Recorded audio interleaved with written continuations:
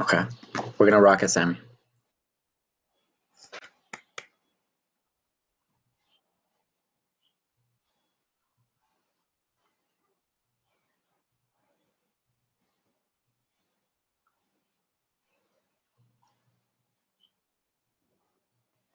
Hello. Hi, everyone. I'm Samantha. I'm a journalist and photographer based in East Hollywood, and I run the Instagram account This Side of Hoover, which documents gentrification and resilience along the East Hollywood and Silver Lake border via Instagram.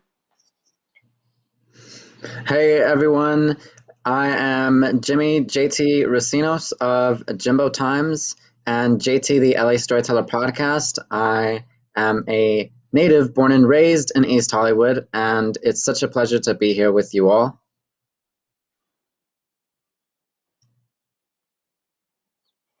Awesome. So today we're going to talk a little bit about an extensive project that we did that took us 6 months of planning. It was a 3-part panel series, a public art project, an informational pamphlet series, and a storytelling series at its core. And it was called Making Our Neighborhood, Redlining, Gentrification, and Housing in East Hollywood. Jimmy, can you talk a little bit about how it came about? Yes, absolutely. Thank you, Sammy. And as always, it's so great to be in community and collaboration with you.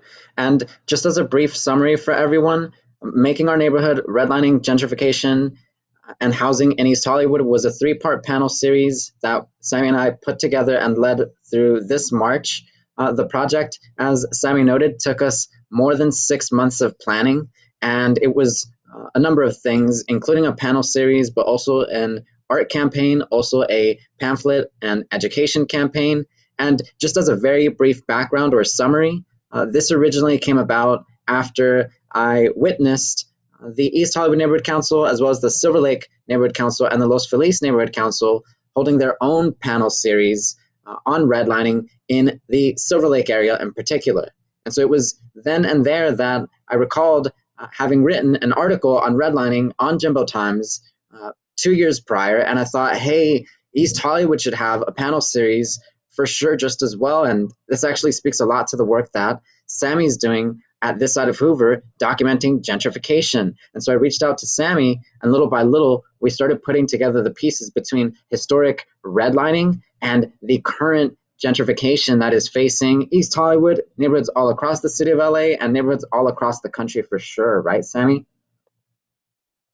Yes, absolutely. And you know, in my documenting process on gentrification, I actually hadn't realized that our neighborhood had been redlined. Of course, I'd heard about redlining just in school and reading about it in general around the country and how it affected neighborhoods, but I had not realized that this had happened to our neighborhood.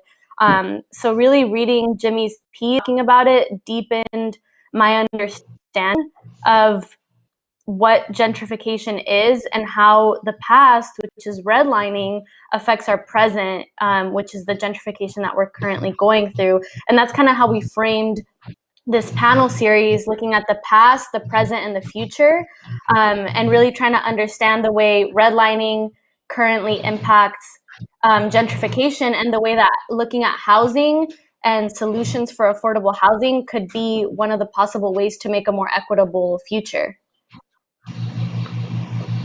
Yes, absolutely. That's all correct, Sammy. And so, just for everyone's reference, if you were not able to catch redlining, gentrification, and housing in East Hollywood while we held the panel series through March, you can absolutely catch the series on YouTube. Just type in East Hollywood Neighborhood Council, and you can see all 3 panels, most of which are 2 hours long. And so, we're not going to go into the details of everything quite specifically here, since we've got just very brief time with you all this evening, but we're still going to talk about how to make a neighborhood out of all these historic policies as well as current policies. And so Sammy and I are actually interviewing each other because we are just looking to hold space for both of our platforms, as well as give everyone watching a little bit of an idea of how they could do this or apply this in their own community, in their own neighborhood.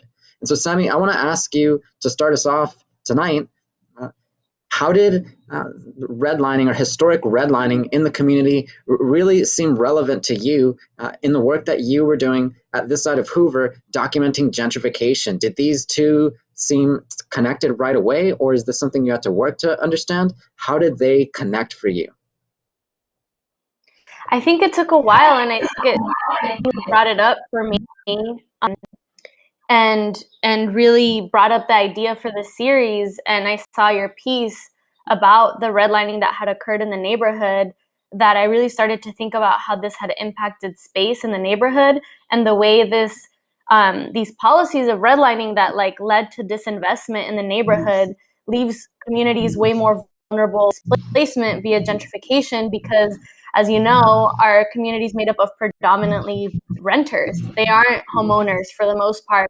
So that leaves people super vulnerable to displacement. So it really, understanding deeply what redlining did to our neighborhood just allowed me to have a more complex understanding of what's going on. And like moving forward, I think my having the idea of redlining in the back of my mind as like a historical context to what's happening now was like super, super important. So shout out to you, Jimmy, for like through your work constantly digging into these pasts that really affect our present.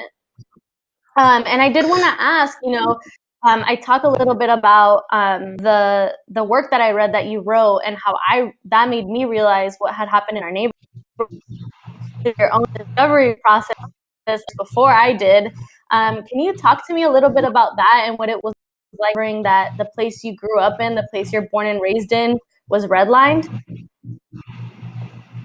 Yes, thanks, Sammy, for all that. And I think that that's a great question. I think that redlining can seem a little abstract, but another term for it is disinvestment, and concerted or planned disinvestment, even organized disinvestment. And so when I first came across language on redlining about our community, and when I first heard these things being described, that is, when I first heard our neighborhood being described as blighted, when I first heard that multi-family dwellings were subversive or problematic, which, mind you, this is all taking place in the 1940s. To some extent, it really hit notes for me, and sort of connected dots in that growing up in the community, growing up through East Hollywood, especially as a young Latinx person, it was really natural to get the sense that there was a whole sense of abandonment here, whether it was at the schools or whether it was concerning our parents who worked these minimum wage jobs, who constantly had trouble with landlords calling police on parents, and policing being a prevalent sort of phenomenon throughout the neighborhood continually. It sort of connected the dots, but it was also very sort of it was very confrontational to some extent to see the government explicitly calling Black and immigrant communities detrimental to property values. And it took me a while to understand this just as well. It took me a while to really see how over the course of time, these policies have real impact and make real dents in terms of the way communities are allowed to come up and not, if you will. And so, Sammy, this leads to my question for you, actually.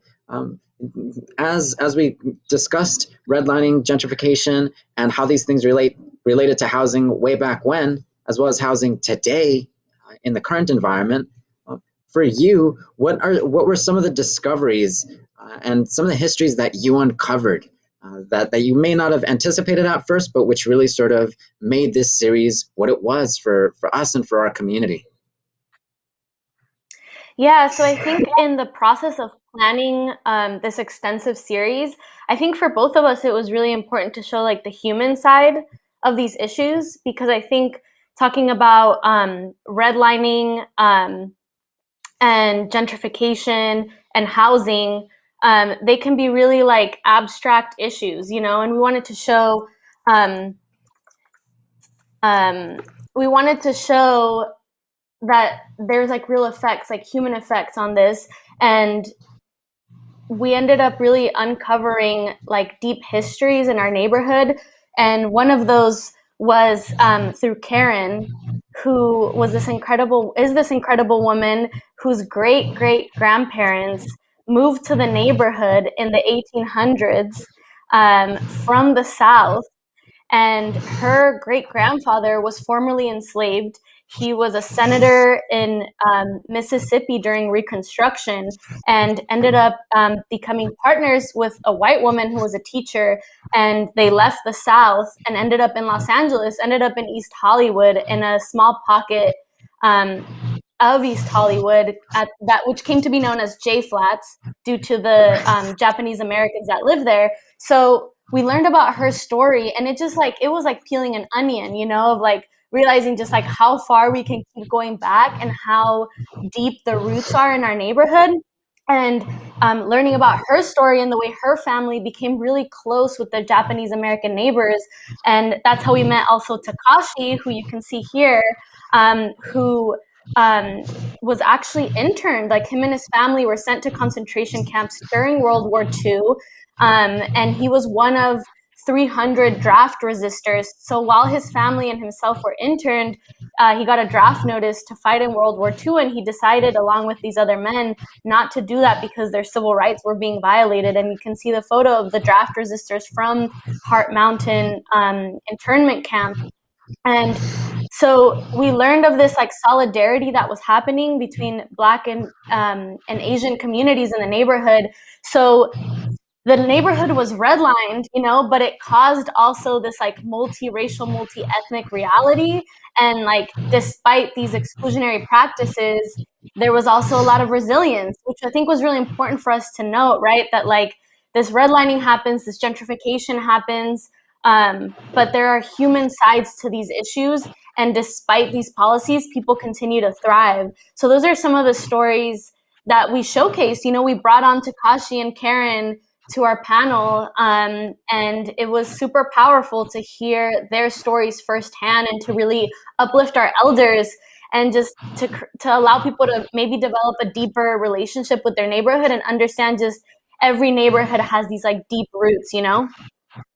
Yeah, and I want to interject there for a moment, Sammy, because I think that that's what really spoke to me about this as a series. I thought Samanta's work at this side of Hoover is documenting different bits and pieces of what make our community. They also even give people permission, so to speak, to claim and even reclaim their community. And they give people a chance to see that, like, hey, this is what you are displacing if you are a policymaker, if you are a political leader, a public official of some sort with some sway here.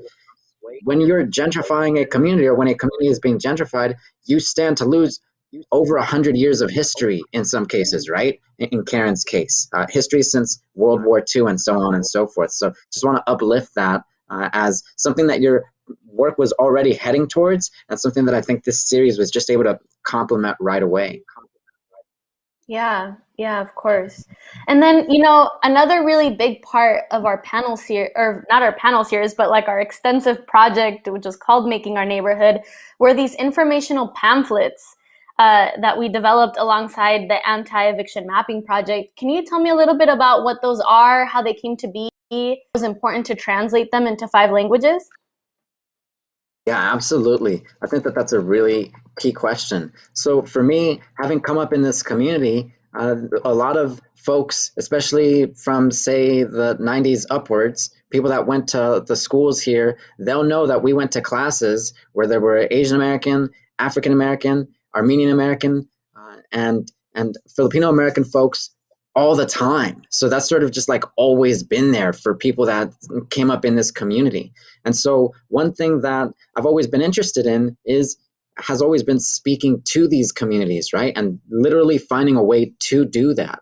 So for me, trying to find a way in which we're addressing communities, not just in the dominant and typical way that we do in our everyday, and the way that policy does in its everyday sort of formats, was really key. And so I thought, let's try and think of the 5 most frequented languages in our neighborhood, and let's do redlining. Let's explain that a little bit. Let's talk about gentrification, and let's talk about housing and how these things relate to current crises in our neighborhood. And so these pamphlets are really sophisticated in that they go by a timeline, and I've even got one here actually. They go by a timeline, and like it explains, at least it tries to explain, policies since the 1930s up into the 1970s, and how housing policies have continually impacted our communities and are doing so increasingly, especially given the rising rate of homelessness or unhoused people in our community, right? So we felt that these were very timely,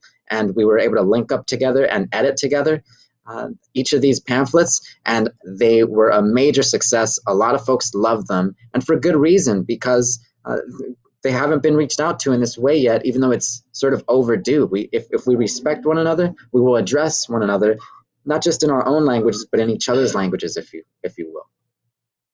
Yeah, I think, like, we talked about like having the human side of these policies, right? By bringing on the like people that like live through these policies, right? Like through Takashi and Karen. But I think equally important to us was accessibility. And I think that's why this project grew like beyond just Zoom panels to like really encompass an art aspect and this pamphlet series, because we knew like not everyone in our community is going to go and watch a Zoom panel on this. How do we reach them? How do we meet their information needs? And how do we make it accessible to them? So like the fact that we translated this into 5 languages, and then we literally had boots on the ground, like delivering these to legacy businesses, Filipino businesses, Armenian businesses.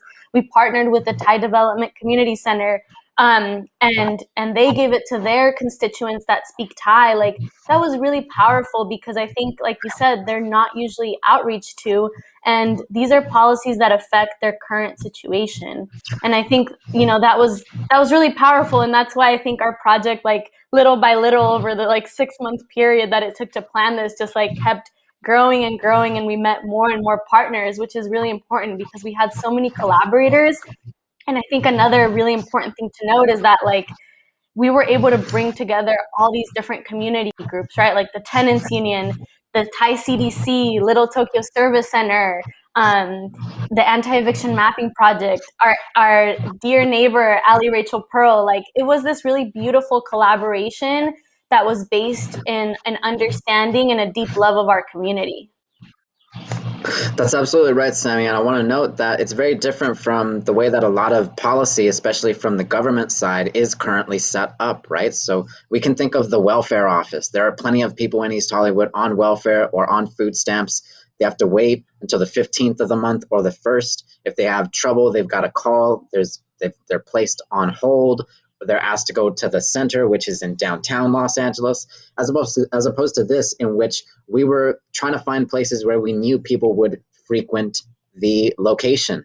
We found restaurants, we found barbershops, we found seafood markets, and then some. In some cases, there were simply people that were going to know what to do with the pamphlets better than we did, so we handed the pamphlets to them. And so in this way, we tried not to center ourselves as just these servicers. We try to make these pamphlets something that you'll catch at the grocery store, and something that, if you're curious, you can learn more about and follow the links, so to speak, so that you can check out our panel series, get in touch, learn about the East Hollywood Neighborhood Council and other small local orgs, right? So in this way, it became a real form of planning and successful planning that is very much grounded in community and that's invested inside the neighborhood and uplifting the people who are currently there, not just talking about them, not just talking around them, or thinking of them at length or theoretically or strictly through data. You and I have seen this a lot, discussions about our neighborhoods and policy discussions about our neighborhoods in terms of stats and in terms of generalizations. In this case, we just went out there and really sort of tackled these issues, which deepened our understanding of the issues, right? It sort of brought everything together along with the community that was formed throughout all this process, various people who may not have been in contact otherwise. And so, Sammy, I want to ask you, as a follow-up question to all this, now that we have making our neighborhood behind us, so to speak, now that we've seen how these discussions matter to so many different people in our community and beyond, what do you think that making a neighborhood means to you? Yeah, I think for me, I think of it in terms of like from the top down and bottom up. I think a neighborhood is made often for the worse and for the harm of people through policies, like we talked about redlining, We talk about disinvestment and then reinvestment that can displace people. Those are all policies and actions that are often from the top down. So that greatly, and urban planning, obviously, which encompasses all of this. And those are behaviors and actions that shape neighborhoods and make neighborhoods from the top down. But I think more importantly, like what really makes a neighborhood is the stuff from the bottom up, right? So like the street vendors, the like murals, the people that like paint signs outside their businesses, the activists, the people that document like us, the people that are hustling every day to like create something that's their own. And I think that's really what makes a neighborhood. And in a way, our project really sought to highlight both of those tensions, right? There's a tension between both things. There's the people that are creating their communities despite these policies, and there's the policies that are like shaping the way a community looks. So then knowing both of these things, how do we look towards the future in a way where both can work to serve people in a more equitable way? So that's what making a neighborhood means to me, is looking at, you know, both of those things. What about you? Yeah, I think that's just a really interesting way of putting it. I think that's a very powerful way of putting it, a top down and also bottom up approach, which we see continually throughout our neighborhoods, right? When we interact with our neighbors, there are folks, for example, on my street where I'm at, who straight up take care of parking spots for each other after street sweeping. And they meet this way, right? These are like elderly folks who nevertheless stand hard for parking, which is a mess everywhere in the city of Los Angeles. And that's a community, right? There are whole buildings that have been lost, displaced by Ellis Act evictions, where families, generations, were hanging out, going to school, trying to get a job, and so on and so forth, until rent was just absolutely no longer an option for them, given the power that landlords have over these neighborhoods, right? And the irony there is that, as you were saying, it's the people, even while they may be renting and not owning, they form the relationships, they form the resilience, they form years of working with each other and learning from each other and passing that on to the general community. And so for me, that is what makes our neighborhood, right? What I also really love about this project is that it continually led us to one source or another, right? It created this space in which anyone who was at all impacted by, which is what this side of Hoover really is, either redlining or gentrification, could reach out to us and say, hey, you know, I used to have a place right in that neighborhood not too long ago. Our family had lived there for about 2 to 3 generations, and that whole area means a lot to us, right? And so there's a neighborhood right then and there just as well. Everyone's neighborhood is a little different. You and I, as storytellers, love the neighborhood in a particular way, but certainly we're like following up and on the shoulders of our longtime community members out here, our mamas, our papas, the tios and tias, who get through this city even while policy is almost non-existent in terms of their uplift, while policy is often policing for them, often displacement for them. Here is our fighting back. Absolutely. And I think, you know, a question for people to really think about is, who makes a neighborhood and who should be able to make a neighborhood, right?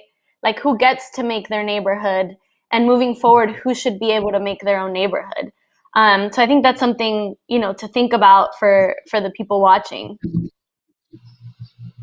Yeah, absolutely. And I think that does touch on my next question for you, because we're in this age of so much visibility where there was a type of erasure or silent invisibility before, right? Over the last 5 or so years in particular, our smartphones and everyone being on IG, we can see each other at any minute, any second, and therefore it's created a lot of visibility, so that whereas a public policy only a couple of years back may have been able to say, you know, I've never been through that neighborhood. Now, all I got to do is, excuse me, Virgil Avenue and Monroe Street, that's where Superpond was. You know exactly what it looks like. Here's this side of Hoover, documenting that. And so that's really what has led us to bring in so many different people into the discussion, and also really hold those tasked with leadership over these spaces accountable. And so I want to ask you, Sammy, with respect to all this, you started this side of Hoover in 2017. And since then, we've done all sorts of storytelling. But for you, what's been one of the biggest takeaways since you founded this account? I think it's just like such a deep understanding of how complex each neighborhood is. I think, like, for example, a lot of people talk about like Boyle Heights and how, like, it was a Jewish and Japanese neighborhood and Italian neighborhood, and then like a lot of Mexican migrants came in and they like cohabited, and then it became a predominantly Mexican neighborhood with these like really strong roots and activism. And the thing is, like, almost every neighborhood has that if you dig deep, and I think one of my biggest takeaways is just like understanding how deeply rooted the neighborhood is and how hungry people were to see themselves represented. The account has like grown tremendously over the last few years, and I've had just incredible engagement. It's become like this meeting space where people through the comment section can kind of share their frustrations at the displacement and the rapid changes, but they can also share, like their memories of the neighborhood of, before I moved to the neighborhood, or before we even, before you were born. And I think we've even, obviously with our panel, we've gone back to the 1800s, and we can probably, we can go back to when, Tongva people lived here, because, those were the original people of the neighborhood. So I think like just realizing like how much people want to see themselves represented and their experiences represented has been really beautiful, and how it's really important just to give people that space and to kind of like create history and memories together, instead of it being very like talking to people, and I think creating that dialogue has been really important. So I think those are like my biggest takeaways from the account. Wow, definitely. So I wanted to talk to you a little bit about Jimbo Times, which you started back in August of 2014. Can you tell me a little bit about why you started this publication and how it's evolved over the years? Yeah, absolutely, absolutely. For me, Jimbo Times originally was just an ode to the neighborhood. It was letters to the neighborhood. It was a little bit of photography, but all just on my site. I've sort of always been very, very passionate about, say, creating a space that is strictly space. And so I remember back in 2014, a lot of folks were just getting onto Instagram, and I wanted to be that guy, so to speak, who didn't have an Instagram account, was doing everything on his own elsewhere, and I came up with Jimbo Times as this platform, in my mind, that was going to uplift small businesses and neighborhoods like ours that seem to be increasingly forgotten as LA as a concept, LA as a marketing campaign, LA as something to sell, only got bigger and bigger. Although 2014 was just the other day, I think for me, coming back from college, coming back with just renewed ideas about sustainability and the way cities could be built and what was unsustainable actually, it really informed this idea for me through LA in terms of, well, what is here? Who are the people here? How do we engage with them? And how do we acknowledge them as real human beings who make this city, and vice versa? And so it was as time passed on that this passion that was simply personal really became more and more involved in the discussion of policy. As certain policies continued or became exacerbated in the city of Los Angeles, and certainly as homelessness continued growing in 2016 with the election of Trump as president, there was only more reason to really speak with people about policy, and especially in ways that were honest and heartfelt and coming from an authentic place. And so I felt that was missing in a very real way, and I wanted Jimbo Times to be that as time went on, and certainly now. policy is what really shapes the website and discussions of policy because of the advent of spaces like this side of Hoover and the fact that a lot of people want to participate in these discussions, and we have to support that in some way, right? We have to support those discussions so that we can learn together, because all of this has been learning together, making our neighborhood. You and I have learned so much and have been tested so much by the work involved, and we know that ultimately it's of benefit to ourselves as well as the communities we're seeking to uplift here. Absolutely. And so, yeah, so with all that in mind, I want to ask you, just because this is a question for a lot of people out there, when the word gentrification comes up, I think we're sort of like as a community, as a nation, getting into firmer definitions for this term, but it attracts the entire world and their mothers, so to speak. And I want to ask you a little bit, having spent so much time documenting gentrification at this point, what do you think is one of the biggest misconceptions that either still exists or that after making our neighborhood, you really want to clarify for folks out there interested in this discussion? Yeah, I think that gentrification, has been such a loaded topic and such a trendy thing almost to talk about, because it seems to be happening worldwide at this point. And I think people kind of understand it. That's happening. Like, this thing used to be here and now it's been replaced by like a coffee shop or a trendy boutique, or this apartment building used to house like Black and brown people, and all of a sudden there's a ton of white people moving in that are, have a higher income, a different class, which is all real and is all part of it. But I think some of the misconceptions are that it's almost like the coffee shop and the boutiques that we see, not to say that there's no individual responsibility there, because I think there is, but it's almost, those are like the symptoms of a way larger issue, right? Like we talked about, like you can trace gentrification back to redlining, right? And the way that these neighborhoods were kind of like set up like not hundreds, but like decades ago, to like be vulnerable to displacement, right? And the way that this investment happens via like people being renters and not having the ability to own homes or own properties, which leaves them like really vulnerable to being displaced, or that property values go down a lot and property becomes really cheap because of that disinvestment that's happened historically. So developers can come in and like massively buy up buildings and then redevelop them for a different demographic, or that cities give tax incentives to these developers because of massive federal cuts that happened in the 80s, which forced cities to kind of operate like businesses, right? So there's all these like things happening systemically in the background, but what we see are like the coffee shops and the shifting demographics. But there were all these other things happening way before the coffee shop opened up. And I think once we start understanding that a little bit more, we can start to think about what maybe some possible solutions can be. And I think another misconception is, I get it a lot. It's not even just from people that are moving into the neighborhood. It's people that have lived here for a long time. They'll say like, well, isn't gentrification a good thing because now the neighborhood is quote unquote safer, it's cleaner. Like the city actually pays attention and like repaves the roads. Like there's more lighting. Isn't that all a good thing? Like investment, isn't that a good thing?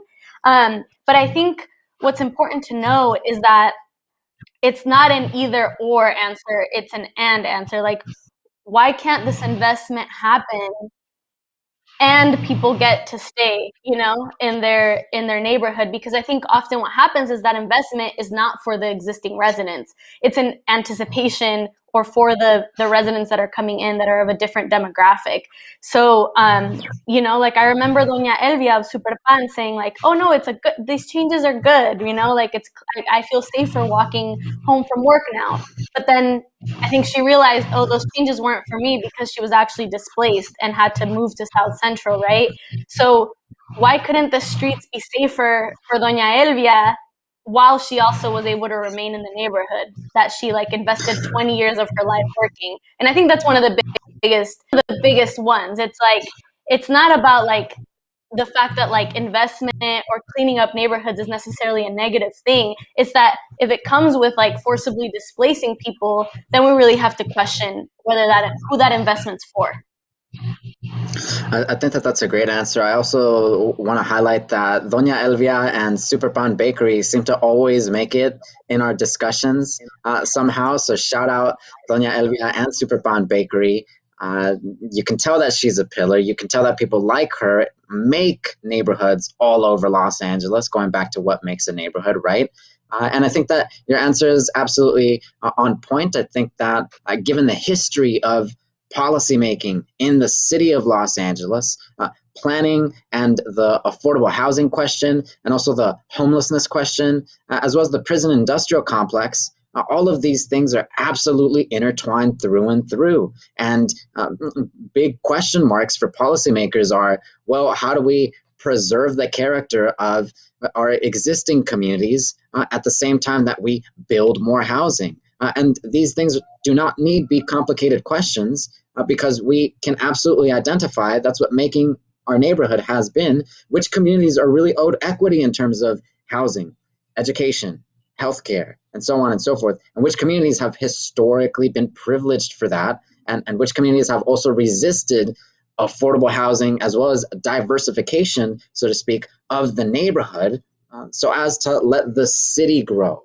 right? Why does East Hollywood have to take in all the growth, but not so much Malibu or the Pacific Palisades? Why does Boyle Heights have to experience rapid gentrification at the same time that the Hollywood Hills area remains what it looked like about 20, 40, 60 years prior, and so on and so forth? These are things that little but surely we're helping to dispel for more of our communities and for more of the city, again, to include more of us in the dialogue on very real terms, on very informed terms, not just theoretically and not just based on what we see, but as you were saying, all the things taking place around, as well as all the things that have preceded the current crises, because they are crises. The California Housing Partnership has estimated, as you know, Sammy, that we need at least 500,000 affordable housing units in LA County ASAP. And it should not have to be a question as to where they go, because historically speaking, we've got maps that literally show where they should go and how all of the city needs to take part in this in order for the city to keep going. So Sammy, I think we've had a really fruitful discussion, and I'm very grateful for everything we've been able to note now. We've got maybe just 15 minutes left with today's session. So do you want to take some questions from, say, the audiences out there, or should we just get through a few more points? What do you think? I mean, just to wrap things up in our discussion, I did want to ask you, you know, how projects like ours, like whether it's Jimbo Times on this side of Hoover, but also the collaboration that we did with our extensive project of making our neighborhood, how can these projects help with placemaking that is more inclusive? Yeah, I think that that's a great question. And I think that really what our project has entailed more than anything is a type of investment in ourselves, which is the historical trajectory for disinvested communities, disinvested people. But it's been filled with belief, ideas, and resilience, right? And in this way, we have decided that since no public official is coming tomorrow, you know what, we're going to make some pamphlets and we're going to inform our community. And we are not saying that we are going to change policy around here tomorrow or even next month, maybe not even through this year, right? We just got through the George Floyd verdict. And today, just want to make a special note of this, actually completes 29 years since the Rodney King verdict in the city of Los Angeles, right? And so I want to note that when we are telling these stories and we are looking to bring communities together, we're doing this in the interest of human health, of human mental health and well-being, in the interest of education, and in the interest of our upbringing, regardless of the size of our wallets or the sound of our surnames, right? And so we as storytellers have valued our communities in this respect. And I do believe that in the future, which really should mean tomorrow, any type of investment coming into a community has to be in partnership with that community, has to even be led by that community, because as you very well know, on this side of Hoover, the best storytellers are the people who've experienced their neighborhood on their own terms in these very particular and unique ways. So there's no way that you and I get to say what their stories are or who they are. We give space to that, and therefore we create harmony with the built environment and allow people to create what they need on their own terms, so that we're not continually policing and essentially imposing our will or our way on these communities, which is the historical wrong, which is colonialism and then neocolonialism, and then housing and housing segregation, housing discrimination, credit access discrimination, over policing, and even the death of our communities when we just hand down policy making, right? So I do believe that is something making our neighborhood says in terms of policy making as placemaking, and storytelling as a part of placemaking has to be inclusive of all of us in partnership for sure. Okay, so I see some questions in the chat. Yeah. Yeah, absolutely. Let's get into it. So okay, cool. Let's start with, we have some comments. Hello from Irvine. It's wonderful to learn about the history, and it's amazing to learn about your passion to make changes in the community. Thank you so much. Armida Monreal asks, I would like to know more and how I can help. Jimmy, do you have any suggestions? Yeah, that's a question I think that we get a lot, right, Sammy, is how can I help? How can I be of support? And I think that certainly what we have shown in East Hollywood is that each neighborhood, a single street, has its own unique dynamics to it, that's for sure. So starting locally and seeing what is around you locally, but also learning from other neighborhoods and what people in other sides of town are doing can really inform you in terms of what you may be able to do with your particular corner or your particular side. One thing that I really appreciated, especially in our third panel, in terms of what people could do, especially with regards to housing, I really liked when one of our panelists said, you can actually show up for affordable or transitional housing developments in your community and stand up for those, because a lot of people who have benefited from housing segregation, racial segregation, historically in one form or another, they don't want to stop benefiting from these things. According to them, transitional or multi-family housing can be of some trouble to the single-family zoning policy that we've had out there. And so when we have more people that are actually coming from single-family homes and saying, hey, you know what? We could use some more housing here. We could use some more diversification here to inform people that this would be of benefit to their community and the city and the state overall. That can go a long way, that's for sure. Absolutely. Okay, yeah.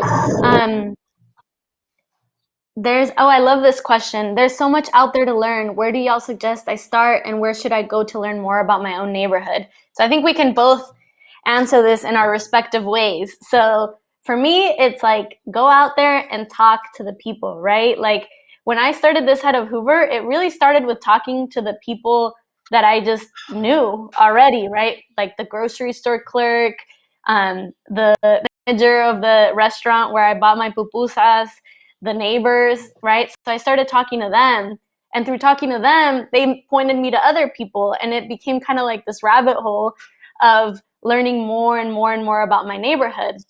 So I think for me on my end, I suggest, just talking to people and asking questions. The elders, especially, they know so much. They know so much, and you'll be surprised what you learn about your neighborhood. And I think, Jimmy, I'm sure you have some suggestions about using the library as a resource, right? Oh, that's for sure. Don't get me going about libraries, because we're just going to keep going before we run out of time. What I want to shout out actually, Semi, is that you can support Samanta, Helou, and her documentation work straight up contributing through Venmo or something of the sort. Semi, I want to pressure you a little bit and ask you to start up the Patreon, because we are independent storytellers. And that played a major role, if not the decisive role, in making our neighborhood such a success. We were not asking for approval here. Whenever we reached out to anyone, we did that in partnership. We did not have some top-down policy over what we could say and what we could write and what we couldn't write. And so independent storytelling, especially for cities like Los Angeles, which have such rich layered histories, as we've noted in this series, is really critical. So I want to shout out Sammy and get people to check out ways to support her work monthly. Same for Jimbo Times. I'm on Patreon at Jimbo Times. And we've also got Making Our Neighborhood, the magazine, which is going to be distributed / released just this May. So you can actually go and visit jimbotimes.com and see our magazine there, so that you can actually get through some of these stories, read them, take your time with them. All of this takes time, right? And no change occurs overnight. And certainly I want to also highlight / note that we're standing on the shoulders of previous movements for placemaking, right? Whether it be the Black Panthers and the breakfast program of the 1960s, or the Chicano muralists movement in Los Angeles over the course of the same era. There were continually ways in which our communities invested in themselves and valued their own work. And that's what we're doing here in a very significant way. So shout out to Sammy's Patreon coming up soon. And please fund independent storytellers wherever you can find them in your neighborhood. Awesome. Yeah, for real. So another question is, what are ways regular folks can participate and get involved in policy making or housing political processes that might not be commonly known? So I would say one way to start is joining the neighborhood council meetings that happen in your neighborhood and just watching those. There's usually conversations. There's like a homelessness and housing committee that you can get involved in. I think following organizations that are working towards affordable housing is another way. Joining a tenants union. They're always actively working on tenants' rights and equitable housing policies. And they're really trying to build community and, change LA in a way where tenants are protected. Jimmy, do you have any suggestions? Yeah, I do want to emphasize like the importance of patience through any change making, right? Again, we are talking about issues of historic consequence in our neighborhoods and throughout our communities. So sometimes when you say show up to a neighborhood council meeting, it can really lag.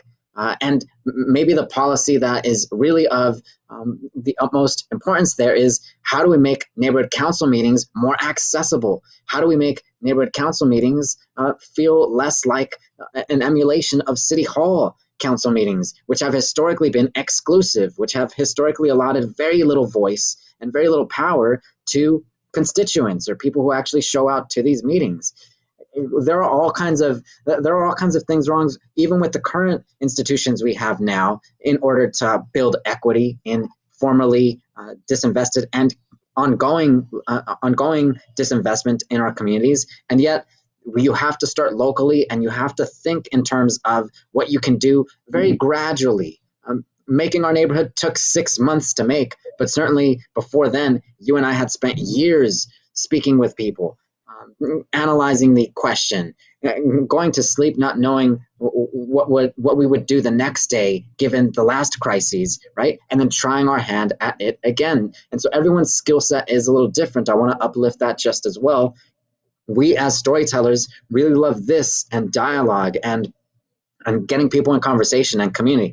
Other people are very skilled at painting and finding other ways to connect with their community or uplift their neighborhood, right? I think of Lincoln Heights and the murals that are still up through Lincoln Heights, and that's power. That is a way.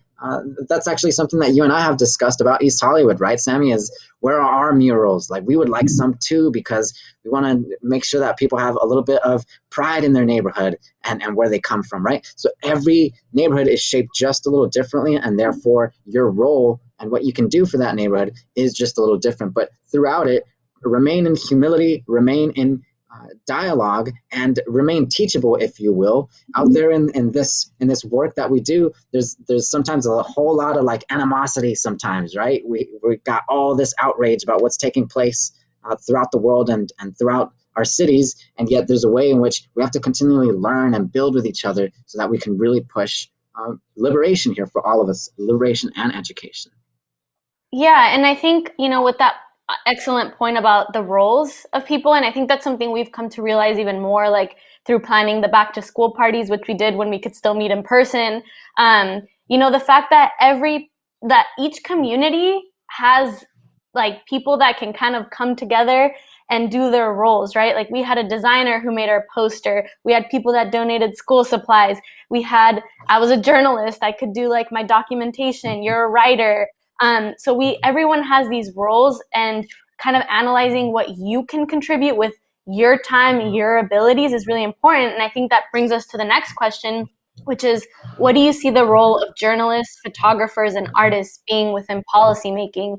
And just to speak from on my end as a journalist, I think for me, through documenting and sometimes exposing, it can help with shaping policy, right? So I'm not on the policy making end, I'm not on the activist end, but I can shed light on things and I can uncover things and I can uplift voices and I can document things that maybe weren't being documented. And through that, people that are in different roles in the community can read about that and they can do their part and maybe change policy if that's what they want to do, or paint a mural about it, or call their elected official about it.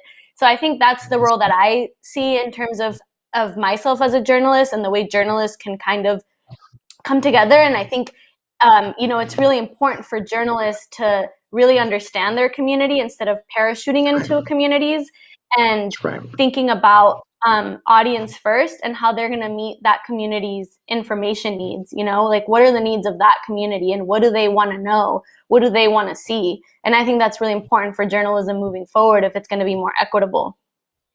Jimmy, what do you see your role?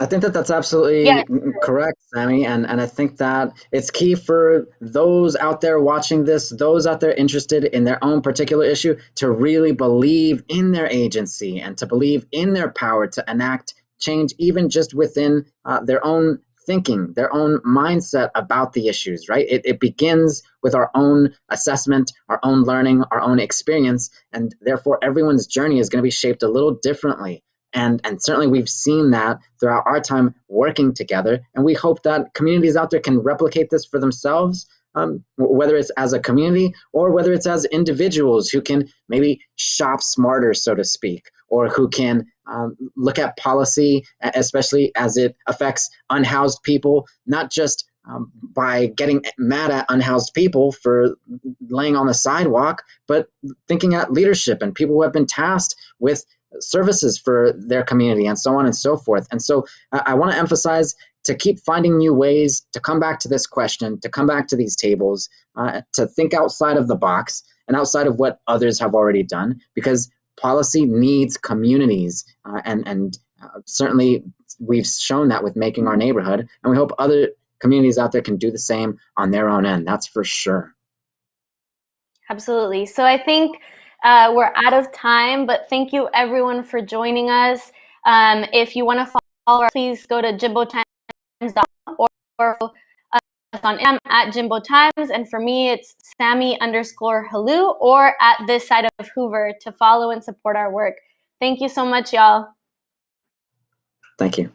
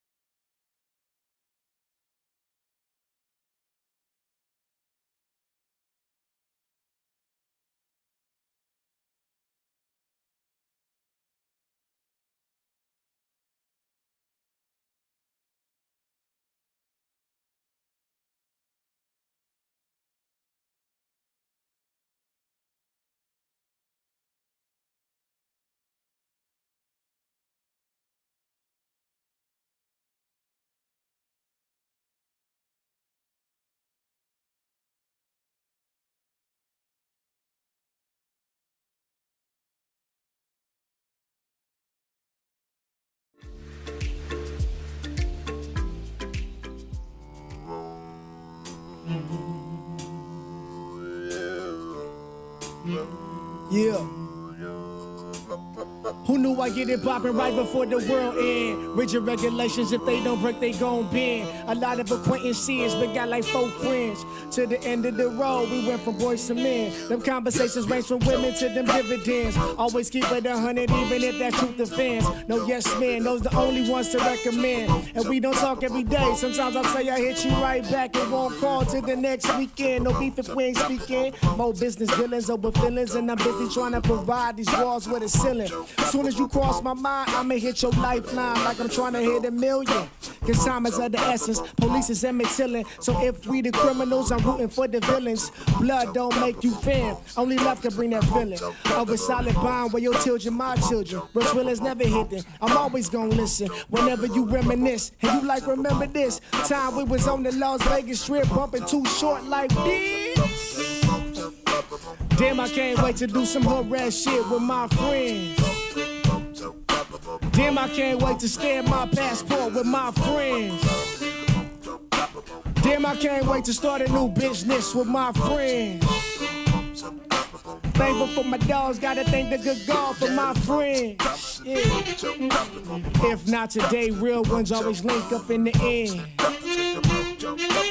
If not today, real ones always link up in the end.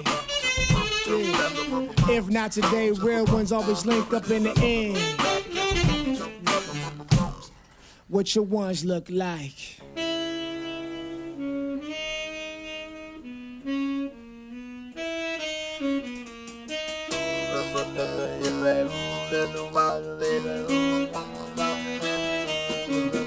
All I need, yeah, yeah.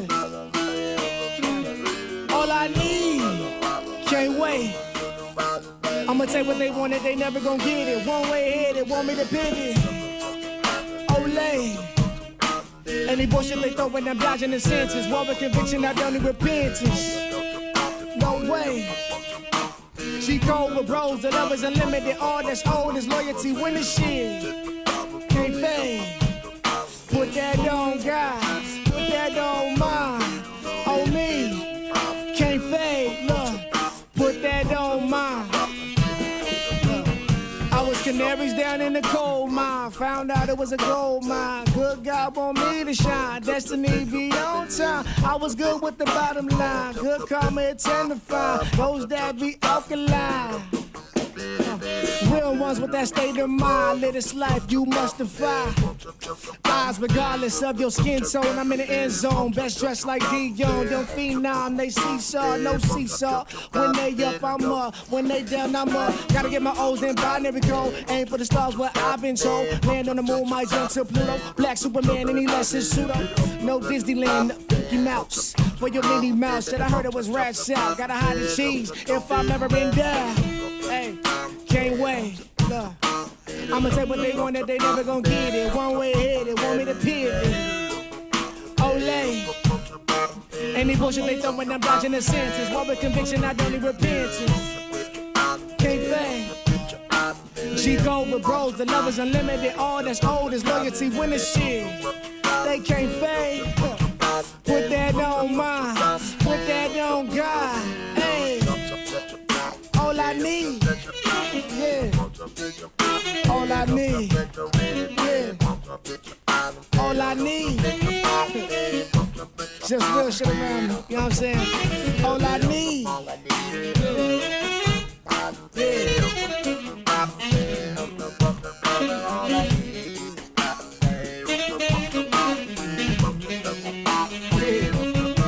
It's that party in my living room, vibes right now.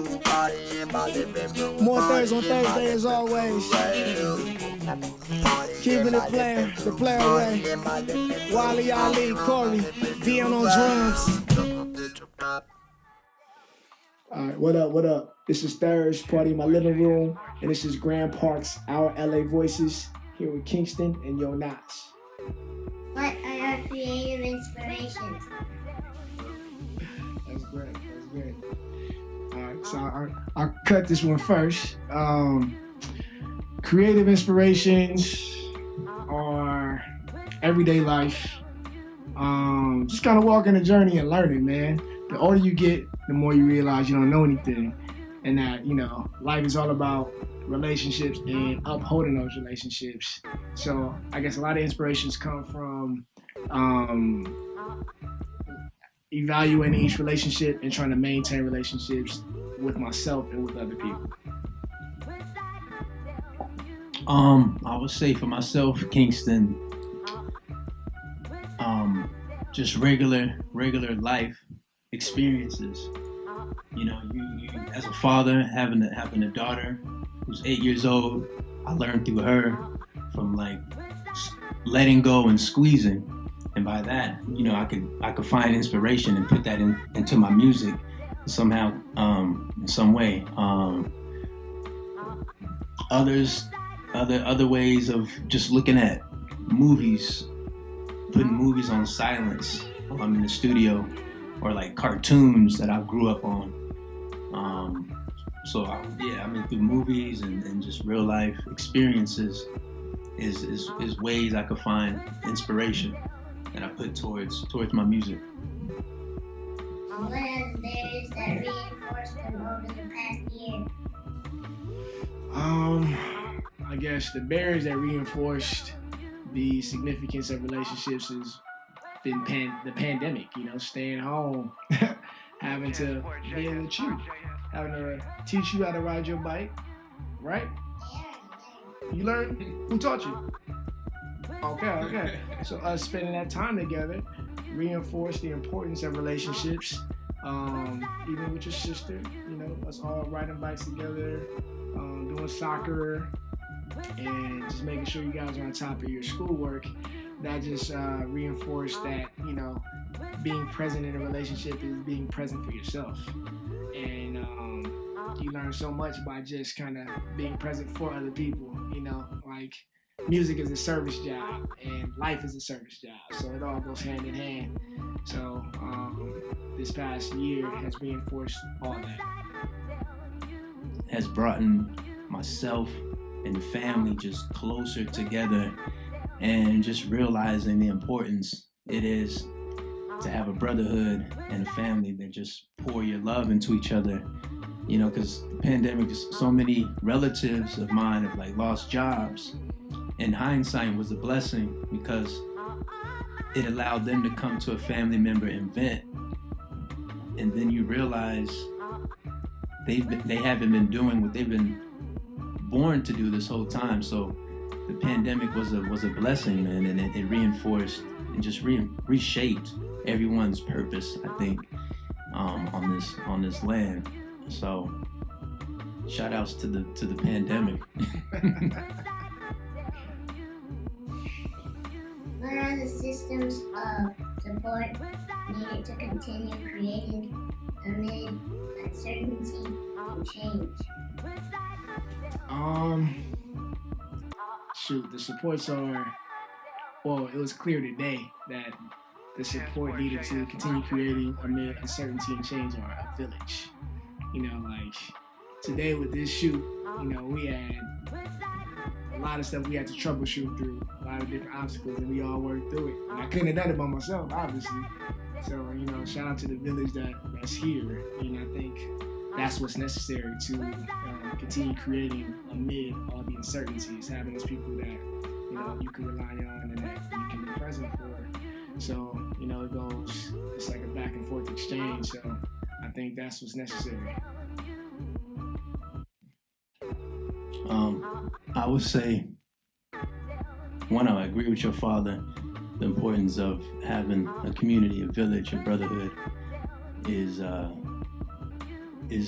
most important code, gem, nugget, whatever you want to call it, because somebody's always going to fall, and if you have a supporting system, they pick you right up and put you where you need to be. Outside of that, just having a relationship with God every morning, every night, and eating clean, eating healthy.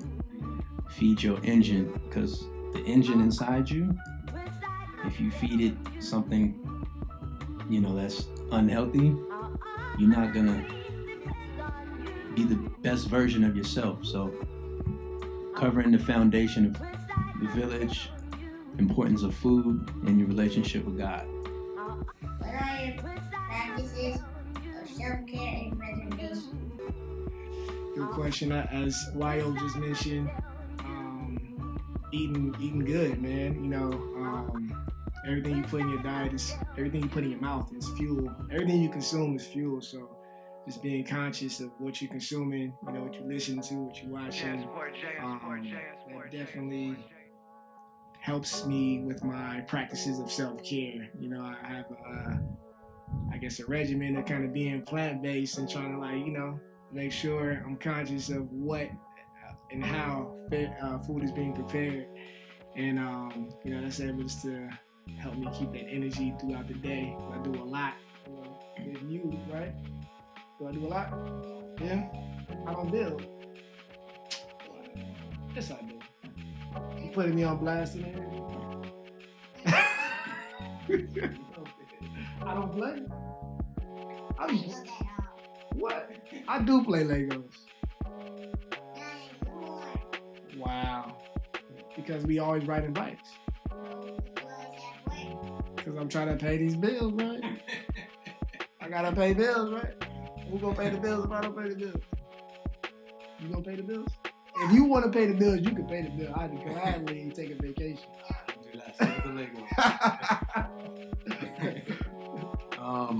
I would say surfing for me.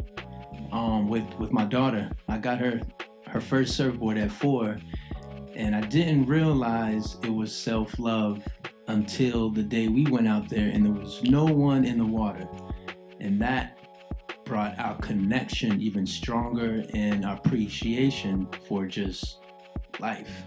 You know, because when there's people out there, you gotta watch your back. There's surf etiquette. So if you see somebody on a board and there's a wave, you gotta pull out. So imagine being in the ocean, just you and your father in water, and you look back and you see the city. It's a whole lot of quietness, almost like meditation, but you're just out there on the surfboard. That's a huge piece of self-love and self-care I discovered the past 4 years ago. You ever heard of a salt bath? A lot of people, they'll make reservations for a company that makes these caves full of salt, and they put these people in there to think, you paid me $200 and you're gonna leave this place feeling better because it's filled with salt. But guess what? You don't have to pay $200 for that. You just go to the beach for free.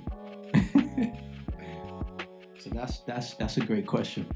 Thank you. How is Los Angeles reflected in your voice and art? I guess being a second generation LA guy, first generation born, LA is reflected through family and just through like patronizing the businesses out here. Again, touching on the relationships with, you know, that stem from the village that I created with everybody. You know, a lot of people are native here, so the art really reflects a lot of the experiences from myself and from my peers. So, you know, when you hear it, it's definitely like a direct reflection of an LA experience, and also reflecting the Belizean roots. You know, there's a lot of stories of being LA kind of being like this whole melting pot. So I just try to reflect that in the most authentic way, just kind of continuing to walk my journey and pulling, you know, inspiration from friends and peers, man. And it all seems to be LA centric. So a lot of experiences are very LA influenced, and even across the board, you know, it's all like Black experiences, you know, influenced, but very LA specific for the most part. Like today, what we're doing with the performance and the talk box being, you know, ingrained in like that part of my living room sessions, you know, that's a West Coast thing. You know, so everything is intentional and meant to like make you feel a way and make designed to give you detailed experiences from like, you know, what we've all went through. So that's how LA is reflected in my art and voice. I would say it's a huge part. Well, one, I'm from Seattle, and I came here in '97 to Inglewood, and it was a whole change, like a 360 flip for me, and I had to adjust from dress code of wearing certain colors and, you know, in certain neighborhoods. Sorry, not being able to wear certain colors in certain neighborhoods. And again, just growing up in Inglewood to Ladera to Palmdale and going to St. Bernard's and Inglewood High, and like I moved around a lot, so you hear all these influences from all the neighborhoods and cultures I soaked up. And then from surfing, you know, you hear my music today, you hear a lot of Southern California feels. It's very colorful, and then you hear the slower version, some funk, and you hear the claps or some snares, which is all LA influenced. So I would LA has played a huge part in my voice, in the art. I mean, the clothes that I make and the clothes that I wear, and just the way I speak. So yeah, LA is definitely a DNA of mine now.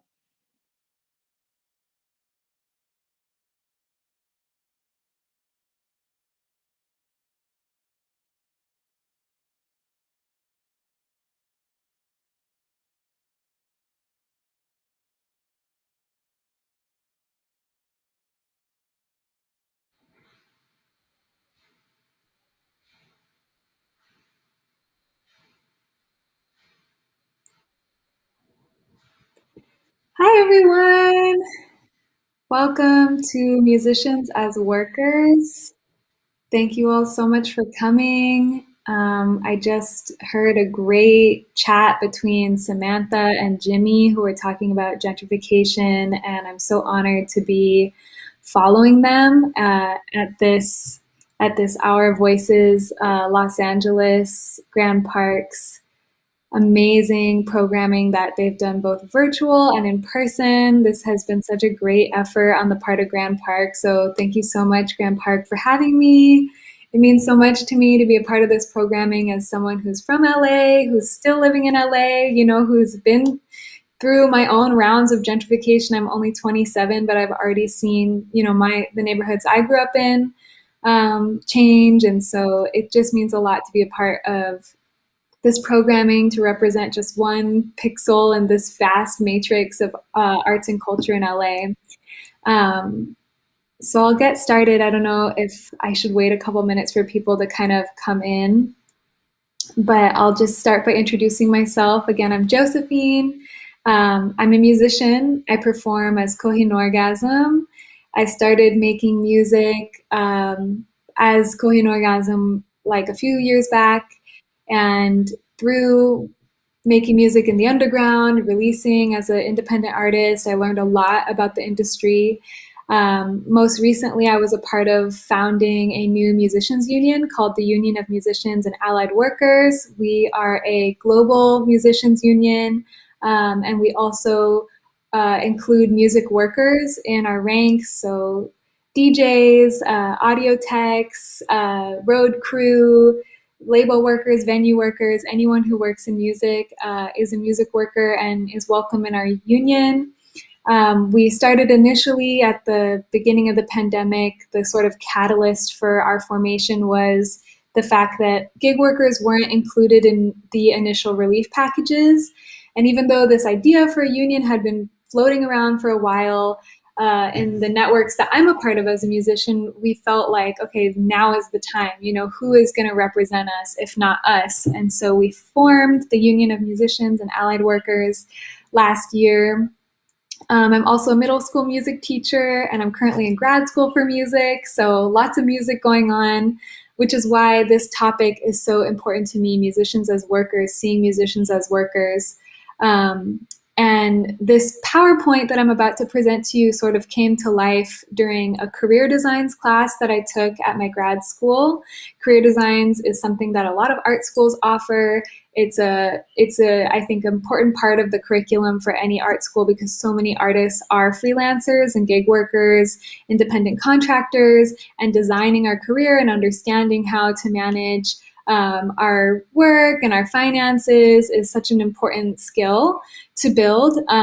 But we didn't learn at all about collectivizing in this career designs class. We learned a lot of important things about financial planning, about managing bookings and considering offers, negotiating rates, pursuing the types of work that you want, sort of manifesting your ideal career as an artist. But we never once talked about collectivizing, making collective decisions amongst other music workers, seeing ourselves as a part of a workforce of artists. And I thought that that was too bad that we didn't talk about that. And so for our final projects, we were supposed to present on something that we felt was missing from the class. And so I presented on seeing ourselves as a collective and seeing ourselves as a body that can unify and take collective action. And so this PowerPoint was kind of born out of that. And you can see here that I have a quote from Kanye West, which is not meant to endorse him or anything he's ever said or done, but it's just an example of how musicians at all ranks or at all levels of visibility and fame are thinking about this issue, about the fact that music can be really isolating and also highly individualized work. And so, people at all levels are thinking about the fact that we need to unionize, we need to see ourselves as a collective who has collective rights, collective justice, collective dignity.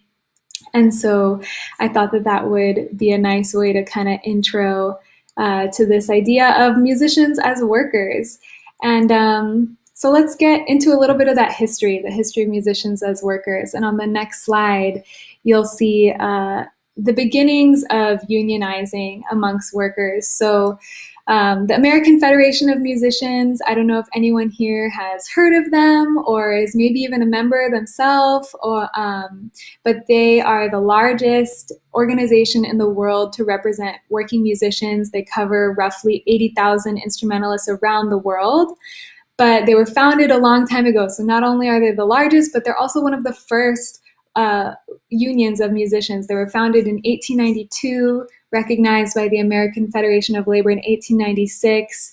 And around this time, a lot of the people who were working in music were musicians working in theaters and restaurants and nightclubs, in hotel ballrooms, amusement parks, carnivals, symphonies, operas, ballets, and a lot of people who were like accompanying or playing jazz or classical music. So this was a really particular moment for music that the American Federation of Musicians was founded within.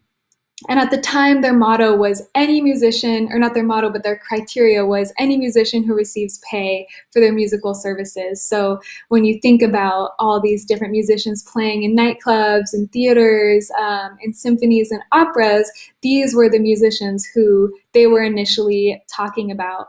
Within this context, the American Federation of Musicians achieved a lot of wins that I think a lot of musicians don't really realize are accredited to this union. The AFM accomplished a minimum wage for musicians. They accomplished royalties on record sales, which is major. Around the time of the 40s, a lot of records started to be created and distributed. This was one of the first times that just regular family households were able to purchase music and listen to a copy of music that they loved at home. And so when these record labels started and these record companies started selling records, initially they weren't paying musicians royalties. And of course, the AFM took issue with that.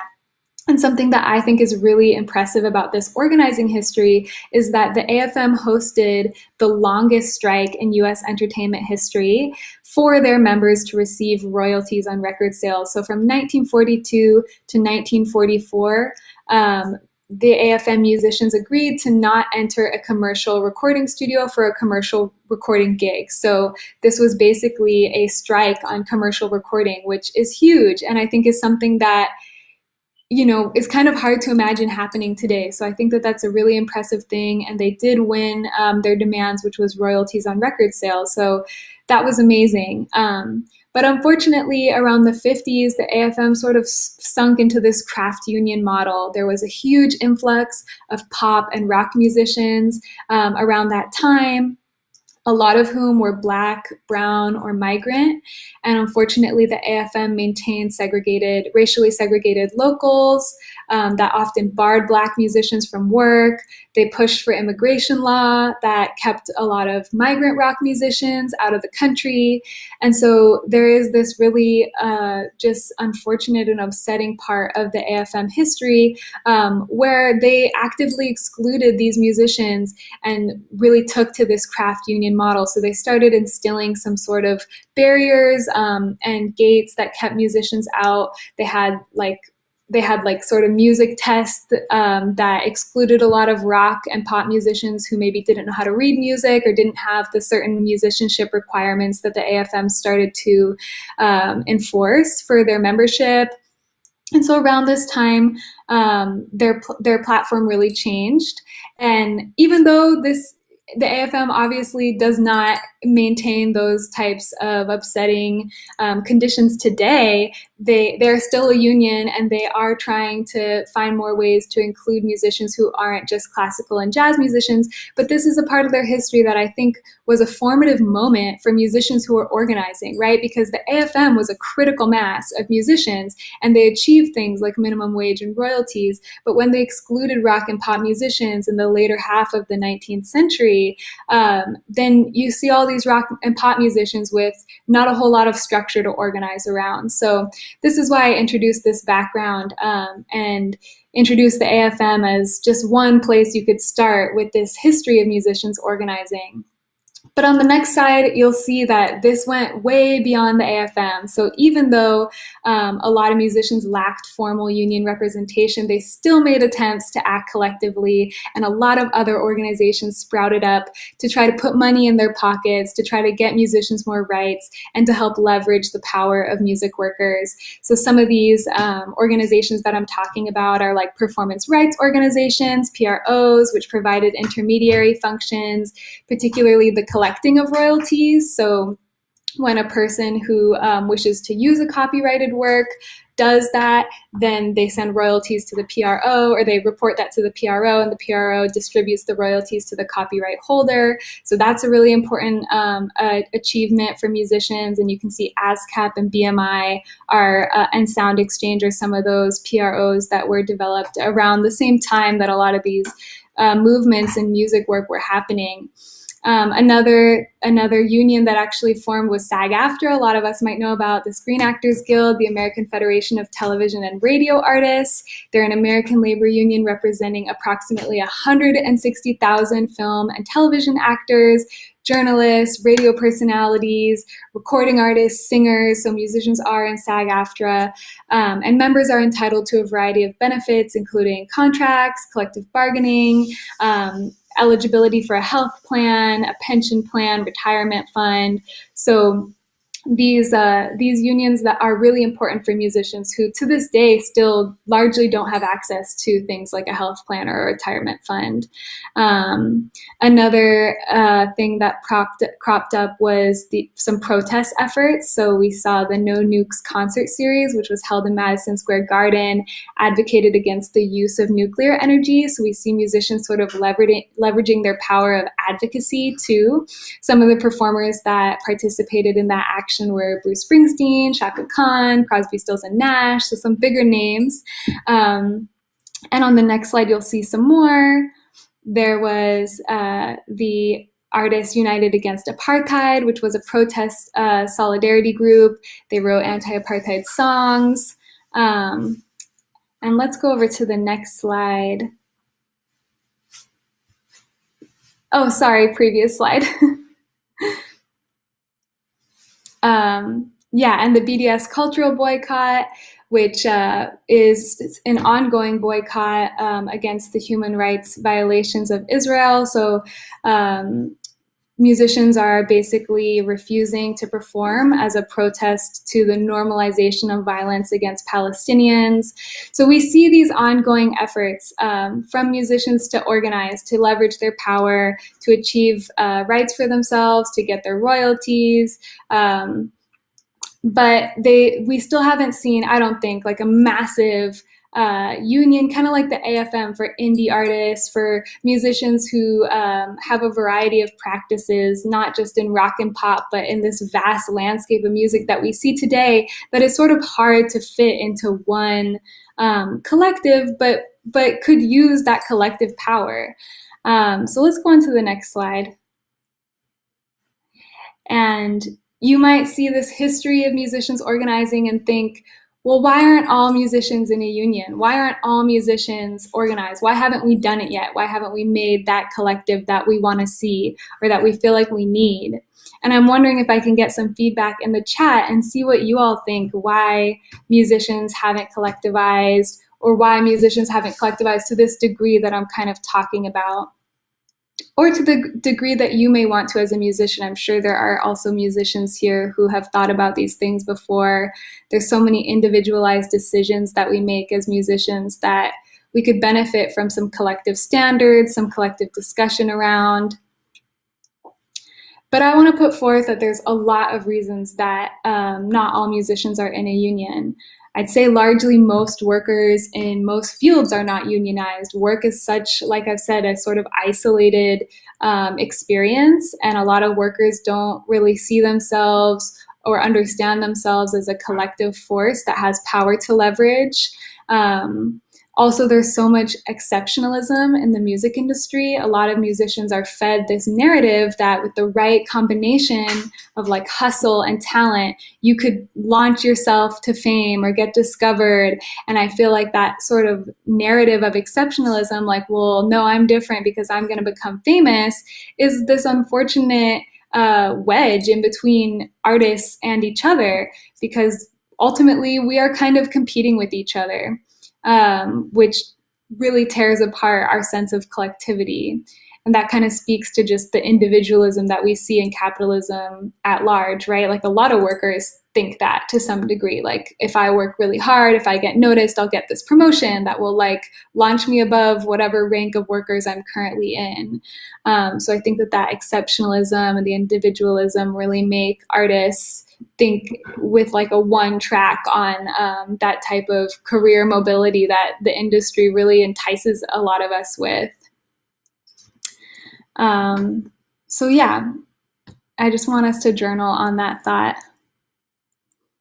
Okay, so we have a comment, I'm not a musician, but how can I help and support the unionizing of musicians? We will definitely get there. I love that question. And I think that a lot of people, I've done this workshop a couple times before, and a lot of people who attend are just listeners who care about what's happening to musicians because, you know, you may not be a musician, but you listen to music. A lot of people care about the workers whose work they're listening to, which is great. And we'll definitely get to that. So thank you so much. All right, so let's go to the next slide. And this is just to build off this idea about why musicians haven't collectivized massively or align themselves in solidarity with the rest of the working class. Because a lot of musicians don't really understand themselves as workers, or a lot of people wonder, are musicians artists or are they workers? And this is a quote that I wanted us to check out from a book called Tell Tchaikovsky the News, Rock and Roll, the Labor Question and the Musicians Union by Michael James Roberts. He asked this exact question, are musicians artists or workers? So I'm going to go ahead and read this quote. Were they artists who happened to work, or workers who also made art, being music? Which mattered more, working or being an artist? Indeed, how could there not be a conflict if being an artist meant not compromising your expression under any circumstances, including receiving a paycheck? From this point of view, receiving money for your art means that someone else controls your activity, and therefore your art becomes a means toward an end, not an end in itself. As a consequence, your artistic integrity is compromised and not authentic.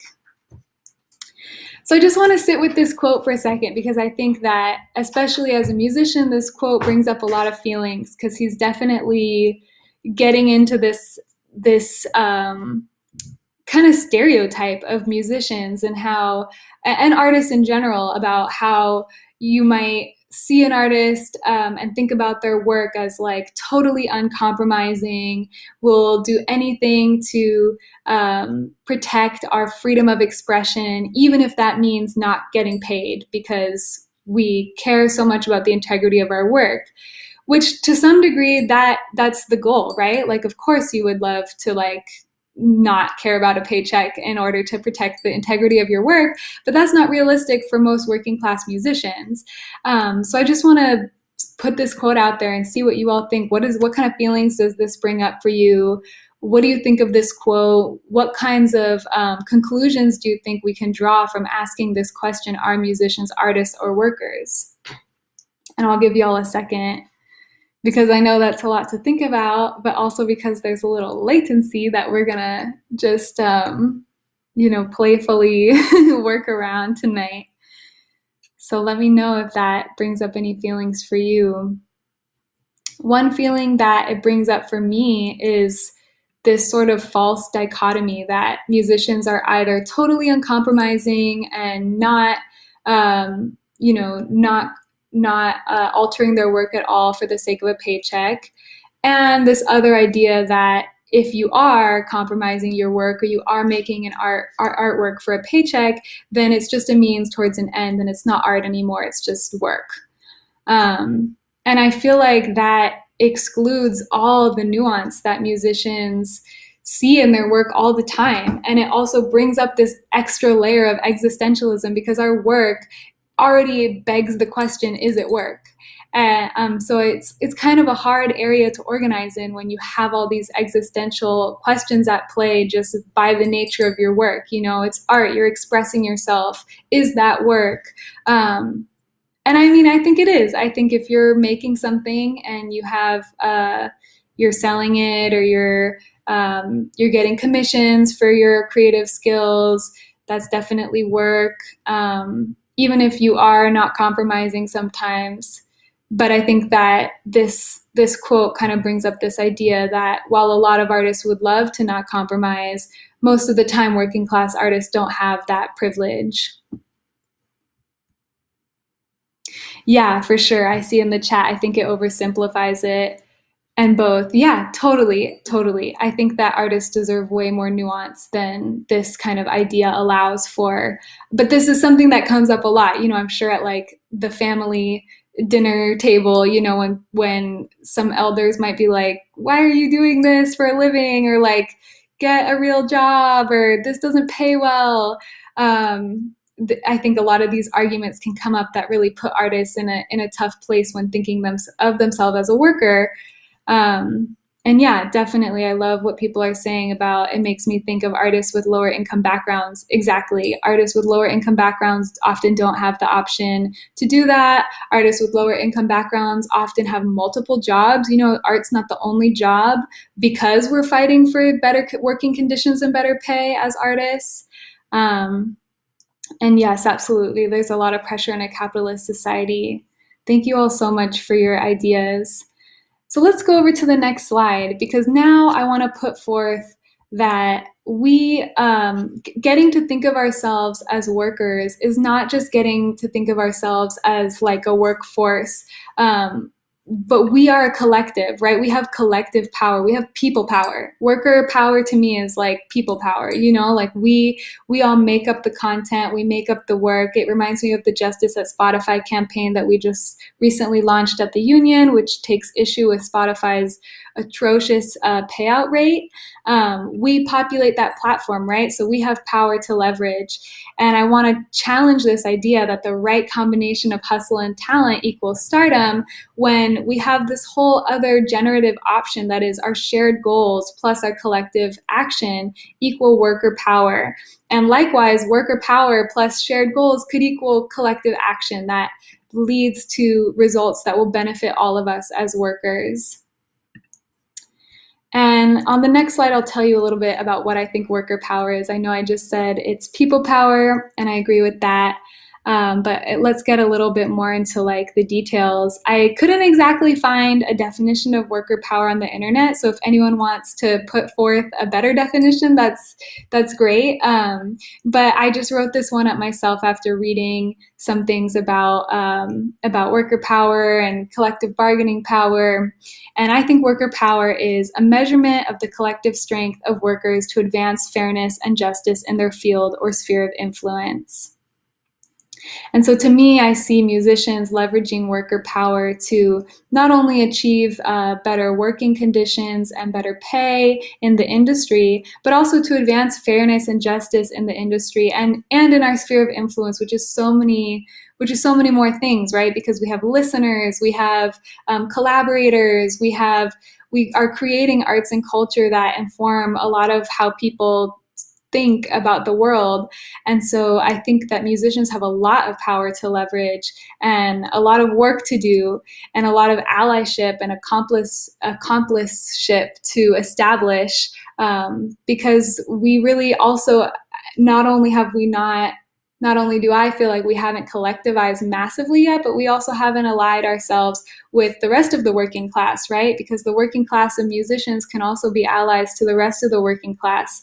Like when we saw the Postal Service threatened last year, I thought about how many musicians use the Postal Service to mail records, to mail merch. Like there's so much potential for us to leverage our worker power for other workers' movements as well.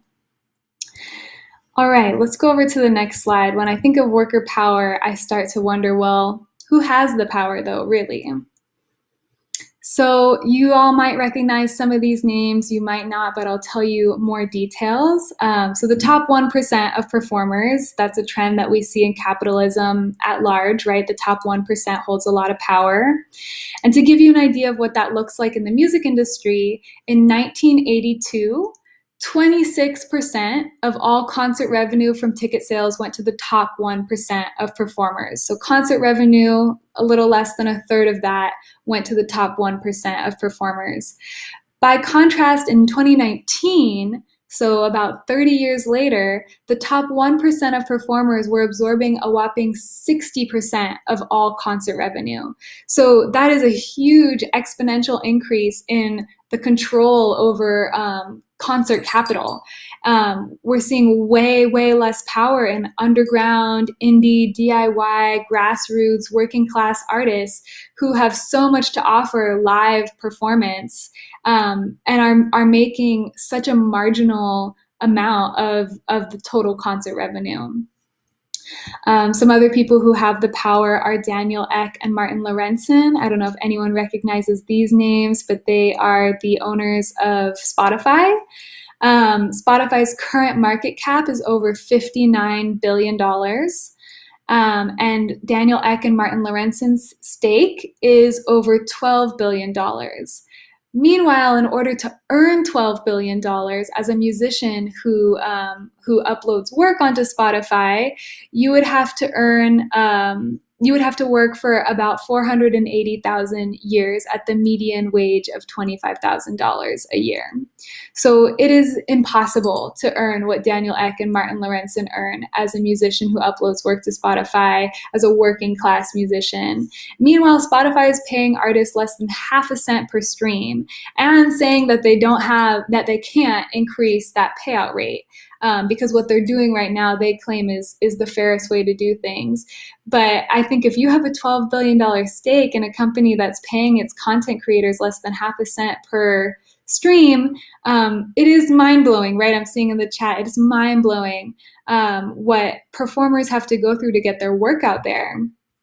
And it's especially scary when the streaming industry is still relatively new. We're still seeing a lot of change in it, but we're also seeing these monopolies develop that could influence policy, which is just another site that we could take power back.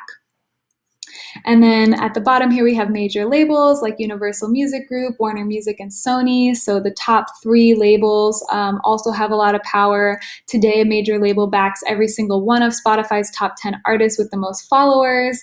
So you can see how this like label record industry from before the streaming era is still influencing the streaming era, even though I feel like streaming largely has this image of being like really democratic and like you can discover any artist, but really like the major labels are still kind of funneling the most popular artists into the streaming realm.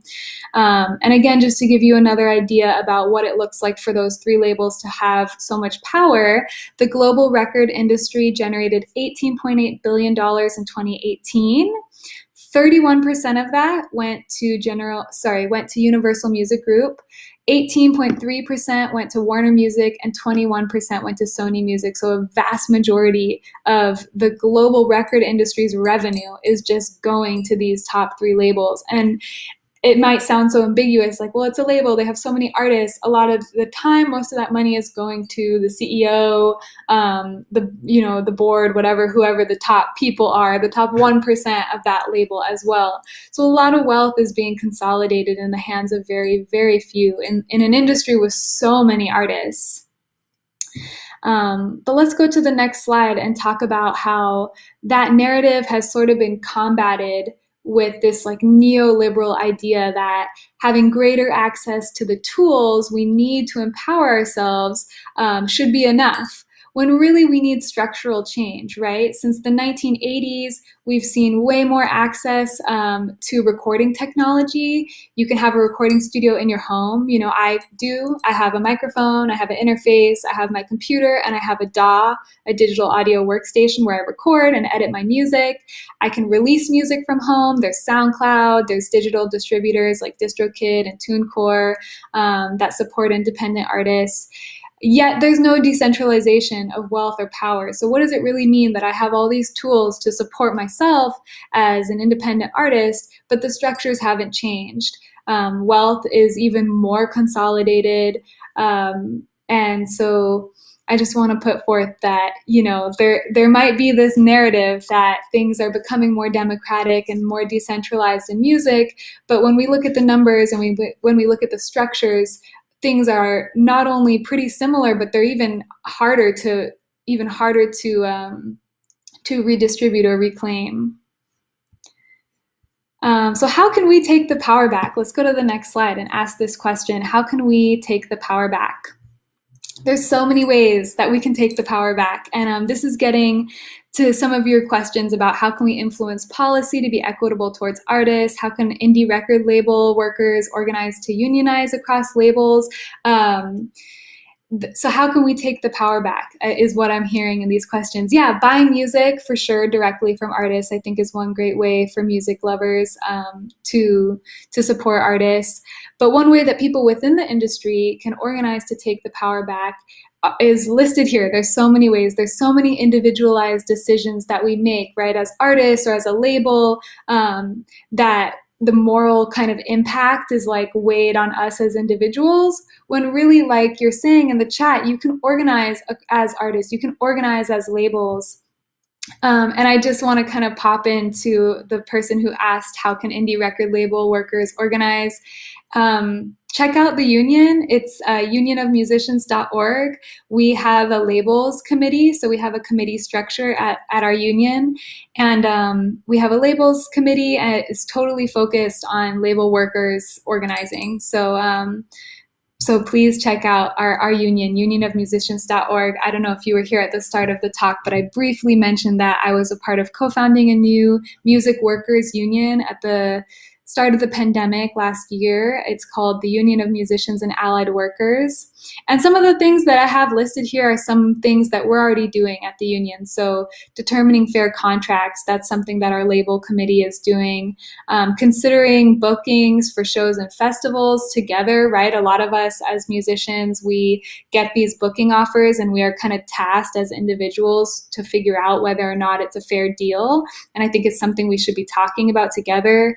Choosing your collaborators, right? I know some people who have who have had good and bad experiences with collaborators, and it's just good for us all to touch base on like what kind of intentions we're bringing into our workspace, shaping and critiquing the platforms that host our work, right? Like Spotify is, not the only streaming platform out there, but it's the most used worldwide. And so it's really important that we critique this platform that is really shaping the future of our work. Taking a stand on issues, influencing policymakers, right? I know that Spotify is just such a good example, but they have the power to influence policy with the type of influence they have in the industry right now. And so I think that that's something that's really important for workers to take power back on how to influence policy, because a lot of the policy that a corporation like Spotify might advocate for is definitely not in our interests. Making our spaces safer.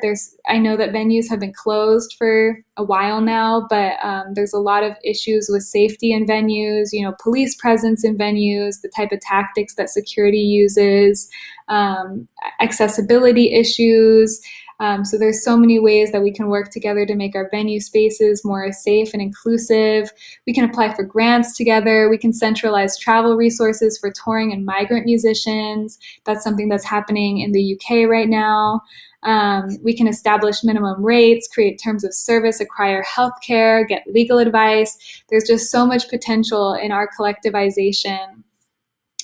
So I just want to slow down a little because I know that's a lot of info. And if you all have any other ideas for how music workers is not just musicians, but also DJs, sound techs, label workers, venue workers. If you have any more ideas on how we can collectivize, how we can take power back, go ahead and throw them out in the chat.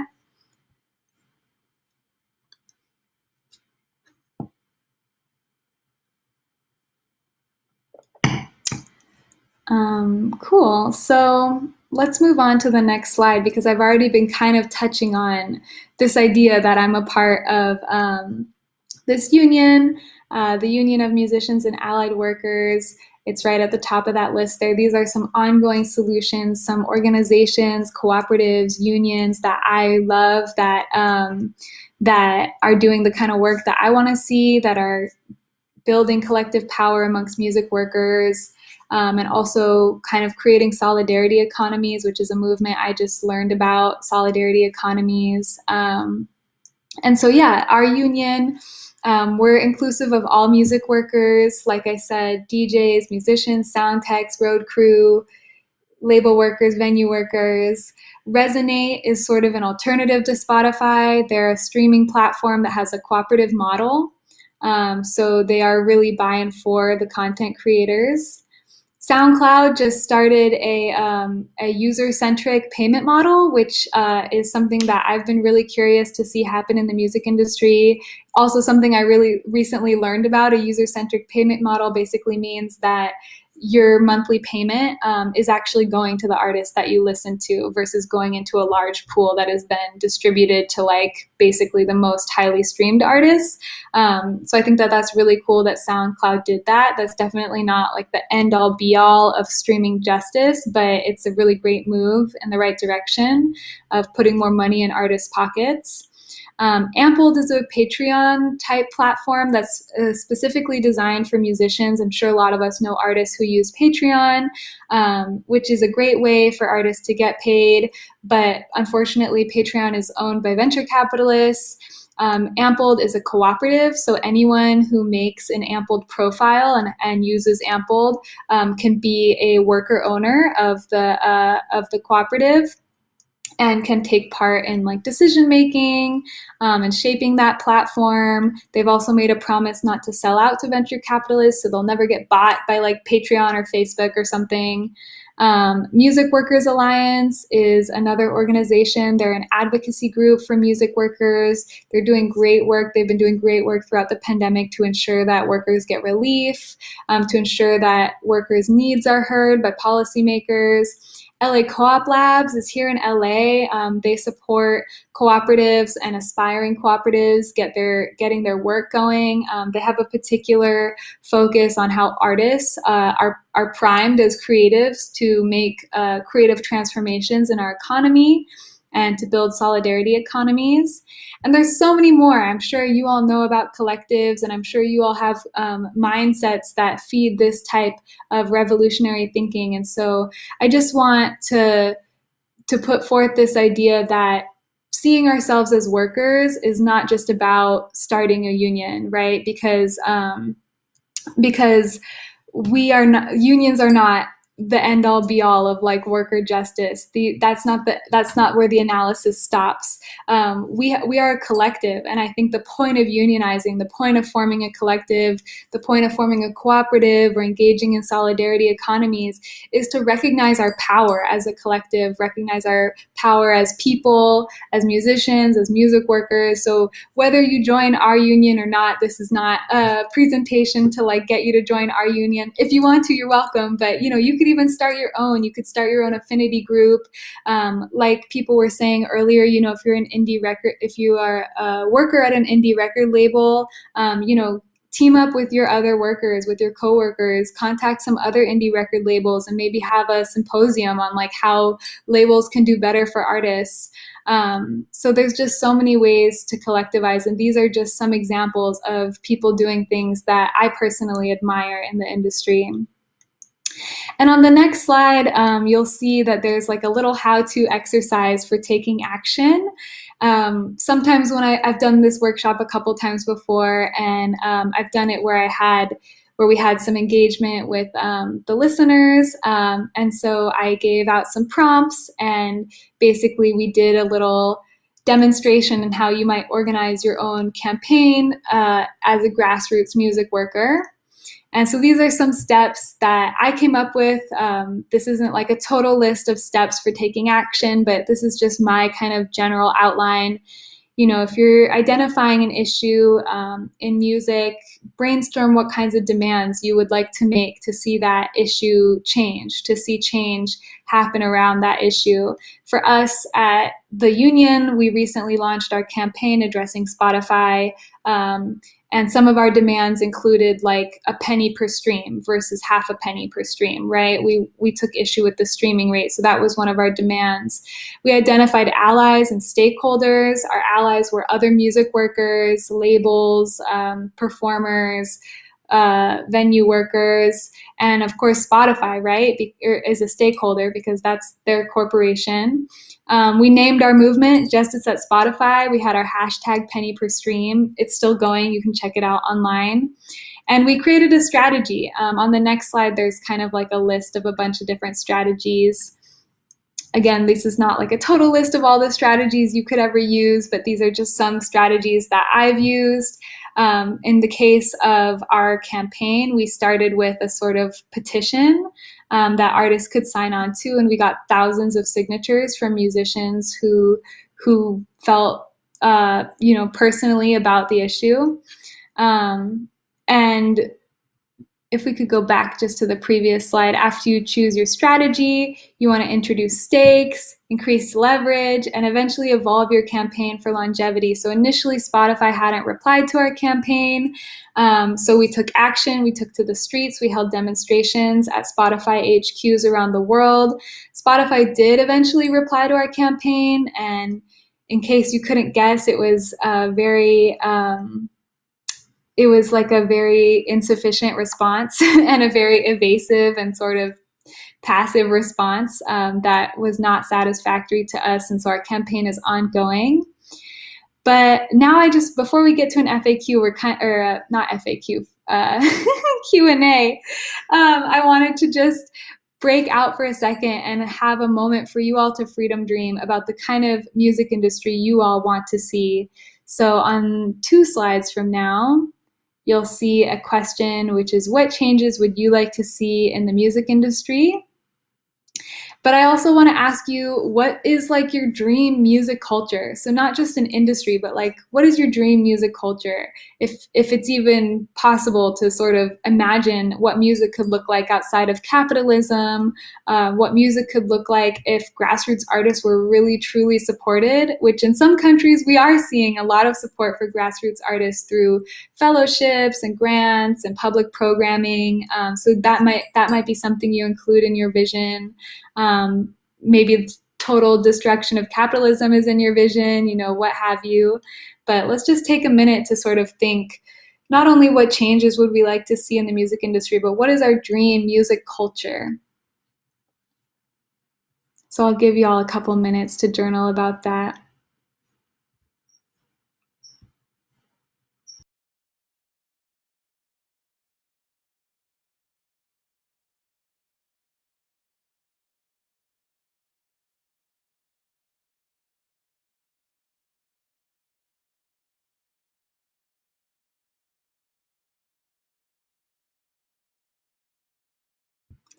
Okay, cool. And if you want to share some of your visions in the chat, that's awesome. I would love to hear what you're thinking, what kind of visions you hold in your heart and mind.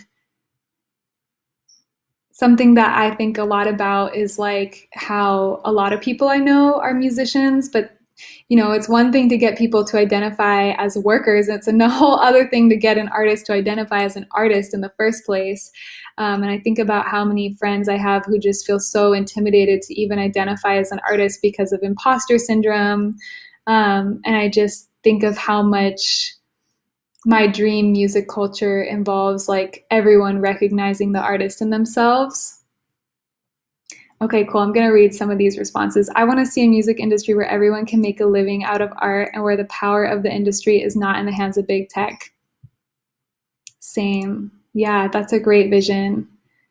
That's a great, great vision. More equitable wages for indie artists where the power isn't monopolized by large music corporations. Totally. Yeah, there's just so much power hoarding in these corporations that claim to serve music workers. And, you know, even Spotify has a whole mission of like making music discoverable.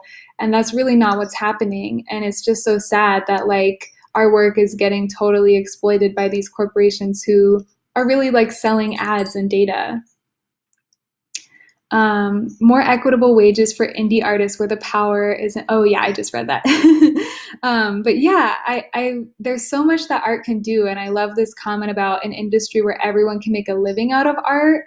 I just think that a lot of capitalists, I guess, and I don't know, society people like don't understand how much power art has. Like artists do everything. Artists cook, artists make beautiful paintings, artists design cities, artists design, you know, clothes, marketplaces, like economies. Like artists can do anything.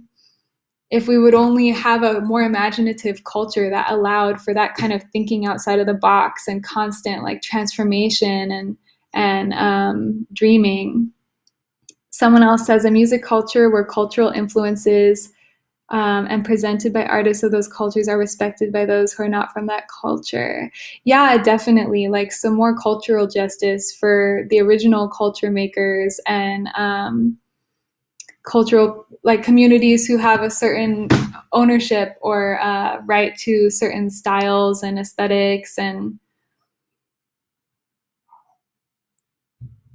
yeah, totally. I want to hear more of the indie artists out in the world while I'm at the store or out with friends. Yeah, I would love to hear that too. I would love to be out and about and learn about a new artist, which sometimes does happen. You know, if you visit your local record store, like those businesses are so important. And I worry about them in the pandemic, you know, the smaller venues, the smaller music businesses. Yeah, I just read Algorithms of Oppression. So I saw somebody noticed, or somebody wrote about algorithms, and that's definitely on my mind too, how much algorithms shape our experience, especially with music. You know, algorithms are really heavily shaping our listening experience with these streaming apps that have algorithms that push artists that are backed by major labels or have the most streams. Spotify even has a sort of like payola program where you can essentially take a pay cut in order to get on certain playlists. Yeah, so thank you all so much for your comments. I'm just going to move on to the questions moment at the end of this PowerPoint, since it seems like there's a lot of really great ideas and also a lot of great questions. I'm sure I missed some questions that are in the chat, but our great team at Grand Park is going to keep me updated on what questions I missed so that I can get to some of your thoughts. Can I explain a little more on the differences between how Spotify works structurally versus SoundCloud? Yeah, so I don't know everything about it, but let me pull up a quick link before I explain, because there is a site that I can turn you to really quickly that our union put up. It's an offshoot of our website, unionofmusicians.org. We have a Justice at Spotify tab that talks about how Spotify's payments happen. But basically, like the user-centric model that I'm talking about with SoundCloud is a way for people who are paying into an app, paying into a streaming app, for their money to go to the artist that they listen to, which isn't how it works on Spotify. So let me just pull up this description that our team at the union has written. So Spotify currently pays artists using a pro rata model in which all revenue is pooled and then distributed to artists according to their certain scheme of how to distribute to different artists. The pro rata model means that as artists on the top of the pyramid accumulate a greater percentage of streams, all the other artists receive increasingly tiny payments. This model sort of puts artists in competition with each other. It also doesn't support grassroots artists at all. But the user-centric payment model, which SoundCloud just adopted, pays artists directly according to the number of streams they receive. So it's a more transparent and sort of just way to pay people. Okay, let's see. What are some other questions in here? And I hope that answered things. And I put that link in there, which I think Grand Park shared. Yeah, thank you, Paula. Artists as essential workers. I love that idea. I think a lot about, I forget who said this, and I wish I remembered, but I feel like somebody tweeted at the start of the pandemic, when artists weren't initially included in the relief packages, about how everyone at home right now is engaging with art, whether that's a TV show you're streaming, playlist that you're listening to while you're at home stretching or whatever, like everyone at home quarantining is engaging with more art than ever. And art is an essential service that uplifts us and, brings us comfort, helps us be seen, helps us create our own identity, to reflect on what's going on, to process. So art is definitely essential work. Okay, someone asks, I'm curious to know more about instrumental artists and DJs and where they get paid. What is the cut from using others' music? Okay, yeah, so sampling is kind of what you're asking about for using others' music. I'm not a DJ or an instrumental artist, so I don't know a whole lot about that. Sampling is kind of like a case-by-case thing. You can buy samples, some artists sell their music as samples, so I know some DJs like purchase samples. So in that case, the person who created the sample or the initial bit of music does get paid. I also know that sometimes sampling happens totally unrecognized. There's different sort of parameters of if a sample is less than a second and is totally unrecognizable, some people feel like it's okay to use. So there's kind of case-by-case situations.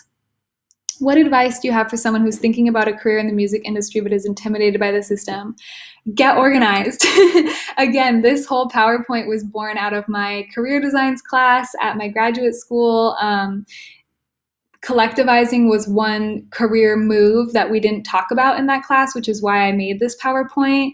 I think go for it, but just be organized, be in touch with other artists, maybe form an affinity group, join a union, could be our union, whatever union appeals to you. And yeah, I'd say stay in touch with the collective. Tying into the last segment, what are your favorite places to support indie music around your neighborhood? That's a great question. It's funny that you say around my neighborhood, because I was thinking Bandcamp, which is virtual. So it's not really in my neighborhood, but I think Bandcamp is a great way to support artists. Bandcamp definitely has one of the best shares for artists. You know, artists get most of the money from what is purchased from their work. Bandcamp also has been doing Bandcamp Fridays, which has been really great. You know, again, I'd love to see even more of these things from corporations like Bandcamp and from other musical corporations, but I do think Bandcamp Fridays, the first Friday of the month, all proceeds go to artists. So Bandcamp doesn't take any operational or payment fees out of their cut. So yeah, Bandcamp is one of my favorite places. How can we start changing the culture or trend that everyone wants to consume music and art but not pay for it? That's a great question, and I think that is like that's like a heart of the issue, is that a lot of people don't view music as like valuable, even though we love music. You know, we love art, we love music. I want to say like everyone loves music, but I've definitely met a couple of people who are like, I don't like music, which is so silly. But yeah, I think getting people to think of music as valuable. Wow, good question. Like, how do we get people to value that? I think it's an issue with capitalism in general. I think a lot of people, there's a lot of work people take for granted, you know, like people don't think like janitors are valuable, you know, and so it's like, how do you get people to understand that some of these basic things that are so integrated into our life that we take them for granted, how do we get people to stop and think, wow, that is so valuable? I think is just a much bigger like societal and economic and social issue of seeing value in this work that we often take for granted, which is another, you know, reason why working class artists should be allying with the rest of the working class. There's so much that we do that is taken for granted in similar ways that other working class workers are, their work is taken for granted. Any other questions? Thank you all so much for your questions and for participating and sticking with me through this talk. How do you handle boundaries between making your art for public consumption and yourself? Yeah, that's a hard one. I think as soon as I started releasing music, all of a sudden, every time I sat down to write, I would be like, okay, is this going to be like on the next album, you know? I think it's important to make room for play. I think that that's one thing that got really lost when I started making music to release, to be consumed. I like lost that sense of play that I would have when I was originally making music, you know, just sitting down and like literally playing with my instrument and like doing weird things and learning new things and like, you know, trying to cover a song, trying to do something really hard I'd never done before. And so I think just making a lot of room for play can help combat that constant need to produce. Where is best for us to check out your music? How can we support you? Thank you so much for asking that. My Bandcamp is cohenorgasm.bandcamp.com. I'll put that in the chat. I'm on Instagram. I'm on Twitter. Like I said, I organize with the Union of Musicians and Allied Workers. So if any of that kind of organizing work interests you and you want to do that with our union, again, we have a committee structure. So there's existing committees for a lot of different areas like label relations, venue relations, streaming, international and migrant musicians, classical musicians. We have committees for all different kinds of interests. If you want to start a committee that you don't see in our union, you can do that. If you want to organize with me, I'm in the Police Abolition Committee. We look at the intersections of music and policing. And yeah, my music is there on Bandcamp. It's also on all the streaming platforms, you know. No shame in streaming, but if you want to purchase stuff on Bandcamp, that's cool too. Seems like a good time to kind of close out since I'm sharing that info about Bandcamp and stuff with you. Thank you all so much for your attention. I know that we've talked about a lot of history, a lot of facts and figures, and I'm really grateful to you all for listening and for your questions and your participation. It's been so great to chat with you all about this part of work and music. Thank you.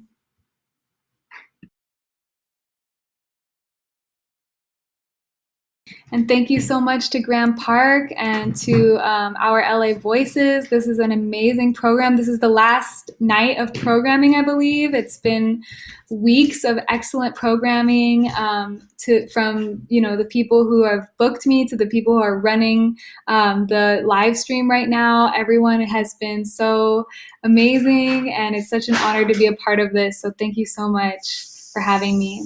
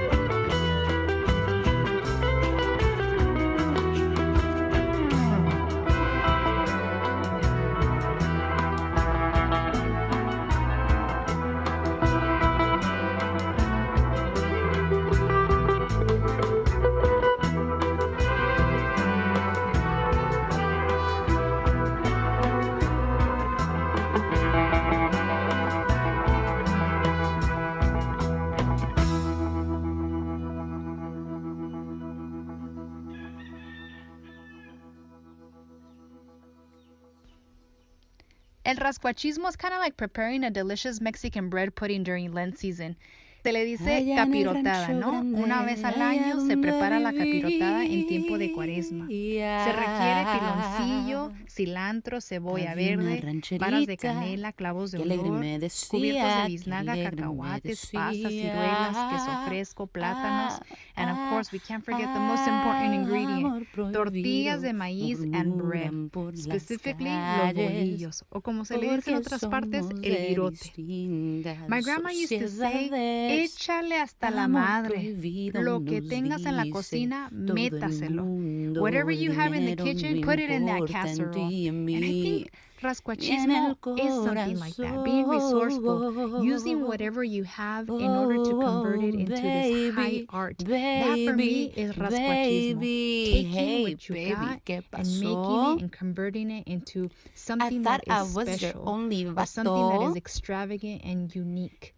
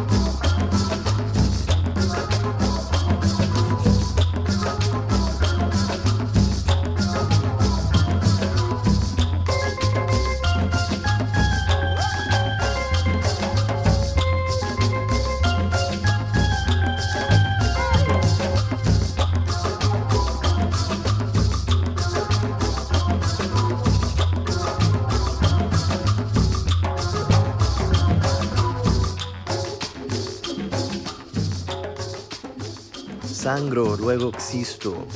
Parto, luego soy. Soy porque somos.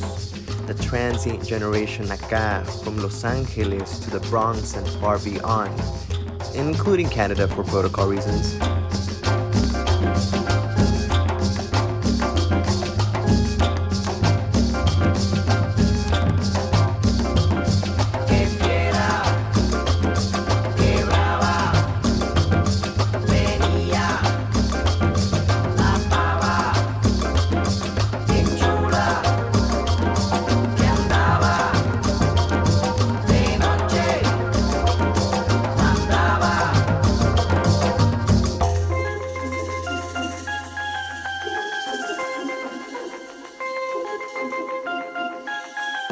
To be rascuache is to posit a body spunky consciousness, to seek to subvert and turn ruling paradigms upside down.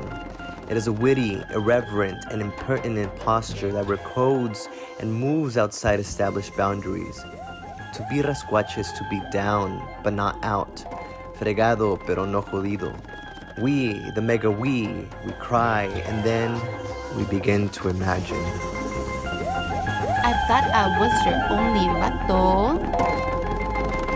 Hey, baby, ¿qué pasó? ¡Qué fiera! ¡Qué brava!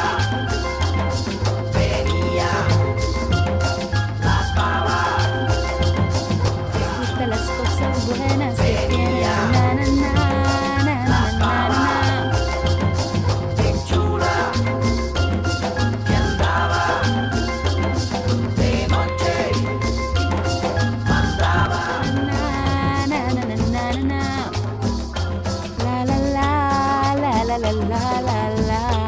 A theory in the flesh means one where the physical realities of our lives, our skin color, the land or concrete we grew up on, our sexual longings, all fuse to create a politic born of necessity.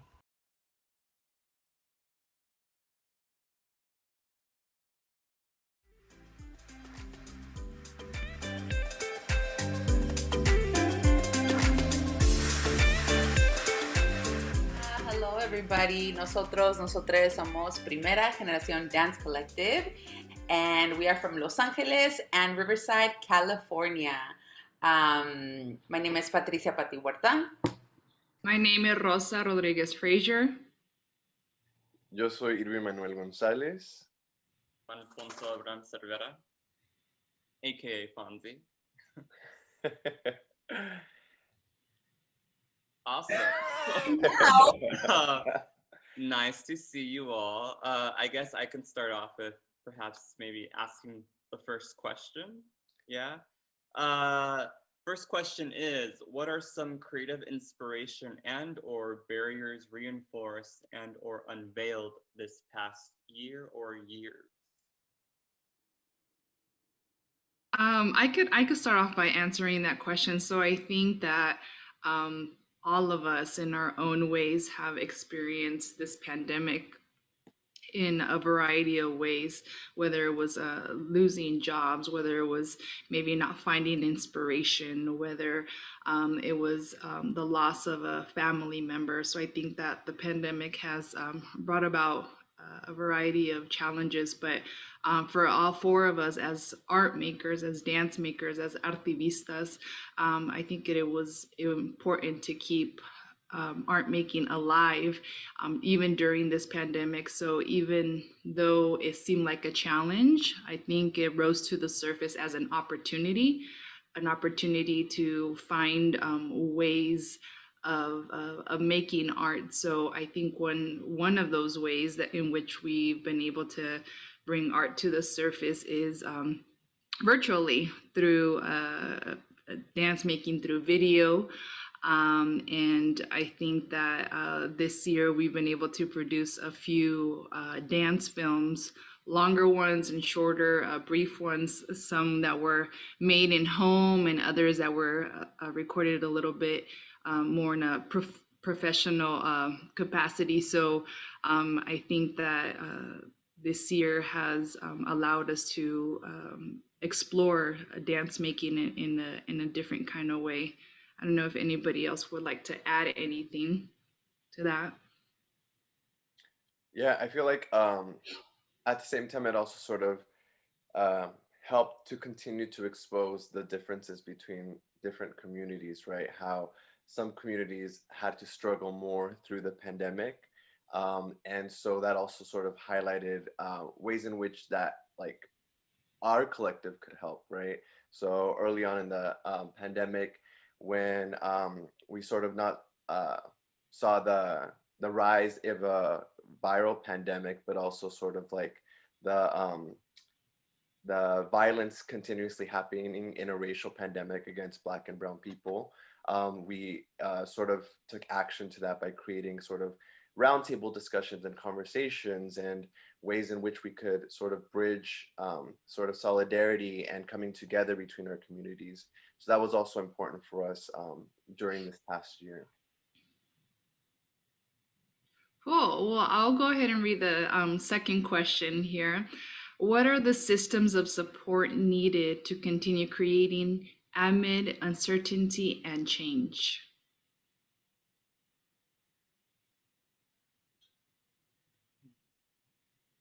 I think something that comes to mind to me automatically, I think, like, is this, right? What we're experiencing right now, like, and I think that's what Primera has always been since its like inception, right? This idea of que somos amigos, but how amigos transition into being familia, right? That we're always together, chit-chatting, I think. And I think the pandemic, right, in that sense, brought us a little bit more together in this virtual space, especially because, right, social distancing, but also this idea about how each of us are in different localities, right, depending on our job and things like that. And so I think it was just beautiful just to have interactions with one another and to have dinner times or just catching up via text y cosas así, just to make sure that we're okay. Because I think if one individual is not in a good place, that in some way, right, affects the way that we also create our works with one another. But I think also within that uncertainty, right, those times allow us to also allow that to feed into our works and the way that we find new ways of, I think, evolving as a collective over time. That's kind of like where it's kind of taking me to right now, that question in particular. brinda, it provides otras oportunidades in how to show up. You know, I feel like the four of us have truly been tested, right? And cómo entrar en el espacio, how to really like come together and be resourceful and like use what we got. And I think that has, I think, expanded also our friendship, and I think beyond our friendship, right? Like somos como una familia, like we are a family, and like we continue to to just kind of shift and y estar en el espacio, como nos está indicando exactly, to just be morphing with it and moving with it. So, yeah. Yeah. So, and I think that's just one more thing, right? Because I think this question also relates to like the communities that we're a part of, right? And I think Urban kind of maybe touched on this already, how we, I think, began to create, I think, platforms, right? That not only for us to have voices, but to make sure and to check in with our colleagues, right? To give them a platform to talk about these ideas of Black Lives Matter and everything that's happening around us. So I think it's not only these systems of support needed just for us, but also how can we also create systems of support, I think, for the communities that we're a part of, right? And since there's four of us and each of us have our own different communities in some way, right? How can we gather all those communities together in this virtual space también? So. Yeah, and I think in eso that's where you create larger community, right? And larger families, right? Because you take these smaller communities, you haces los puentes, and then you bridge them, right? Yeah. Beautiful. I'll ask the third pregunta. So, what are your practices of self-care and preservation amid change and transformation, transformación? A little margarita. A glass of wine. Yeah. I think this could be answered individually, but also in some way it could be answered as a collective, right? But I mean, I'll just quickly say, personally, I practice meditación and I love running. So that's something that I do. Yeah, I think for me, para la transformación. That was just like so straightforward. I was like, oh, okay. I feel like pues sí, la meditación y la oración. Yeah, I think for me, transformation, right, is a continual process, right? It's like different etapas, different stages, continuously working at it, knowing that you never fully arrive, right? You just kind of make some change, and then you make your way to the next moment of change. I think for me, it's just sort of been, I also like physical activity, and I also like napping. I'm a big napper. Like that's my personal sort of ways of approaching self-care. Yes, I'll go because Patty just took a sip. Sorry. It got a little dry. Parched. I'm feeling a little parched. Yeah, I think also I enjoy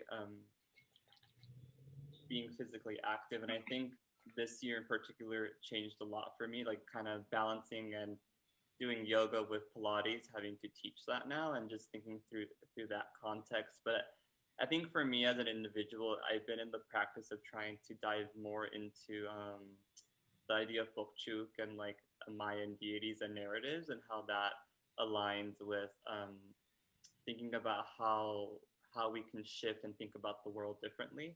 That it kind of leaves away from maybe sometimes what we're conditioned to believe in, the way we've been raised to think that there's only one way. But I think for me, just thinking through those narratives has allowed me to just channel like my inner self in a different capacity, and to offer new things to my friends and colleagues, and even my partner, and how can we negotiate when we're struggling the most. So Beautiful. Sí, para mí, I think just during this time, I really have been diving into my spiritual practice, and knowing, trying to find out, right, like where my family comes from, my lineage, tapping more into my ancestral roots. And that has been completely life changing, porque what I'm absorbing, I'm really trying to consciously now just kind of put it in cada espacio, every space that I'm in, even if it's a little subtle or if it's in like a big, big moment. Um, y eso, that reminds me so much of like taking time, right, to just be present. Like, I think I am obsessed with being in the mountains, and I haven't done it enough this time, but I think there's something when I'm driving or seeing the beauty of las montañas, of the mountains. It really reminds me. I feel like I'm getting a big hug from like my ancestors, you know. So it definitely creates a different bass like in my heart and in my body. Mhm. I think like as a collective, there has been ese respeto de que um, if somebody's like having a patchy time, se le da espacio a esa persona, you know, that person is able to get some space and some support, whether it's a support through una llamada or whether it's support through just a simple text message or simply just space, right? So I think that there's been like this self-caring amongst each other too, especially during this pandemic. I think we all had our little patches there. And so we pick it up. We pick up the work for somebody whenever they're not able to be fully present. We just pick it up for them. Y así es como nos estamos apoyando y levantando el uno al otro. We're like kind of lifting each other up. So that's been, I think, part of Primera's transformation too, where it went from, no, we were all four of our voices are having to be there in order to make this decision. But now I think that there is more flexibility within that, because we understand that we're human and that sometimes we might just need some space. Yeah. And I also feel like transformation dentro del colectivo, inside of our collective, is about continuously reflecting on what issues are impacting our communities each year, right? And I feel like our works always speak to that, right? Sometimes I think we sort of started based off of our connection as first generation Mexican American individuals, right? Here in the US, sort of navigating el desmadre, or the messiness that is, you know, our experience. But then it's evolved through time, right? And that's part of our like self-care and transformation too, is how we preserve ourselves as artistas, and how we sort of create and construct work that's continuously reflecting social issues, right? And social connections that sort of are needed within that time and that moment, or for the present, or how we link the present and the past and el futuro, right? So I think it also comes through all of those things. Awesome. So I'll go ahead and read la última pregunta, the last question. So it asks, how is Los Angeles reflected in your voice or art, or what is your LA voice? Love this question. Like to say, I am LA. I'm your LA voice. No, I love this question because, you know, the four of us actually started off, you know, in school. Éramos unos morritos, like just really young, and you know, just wanting to put our work out there, but also a work that like represented us, you know, like our experiences como first generation Mexicanos Americanos in Southern California, you know, the diferentes partes, different parts. So I think our work has definitely evolved. And speaking about transformation, right, just like Rosita and everyone we're talking about, right, like esa transformación, that evolution of our work that exists in the way we literally locality, right, have shifted, right, especially starting from Riverside, and then now being more known as LA based artist, you know. I think that's like one major portion of our Los Angeles voice. But at the same time, it's really reflected in our work, you know, and the way we dance and the way we create, right? For Nepantla, for example, which has been the work that we have really been cultivating throughout our time together.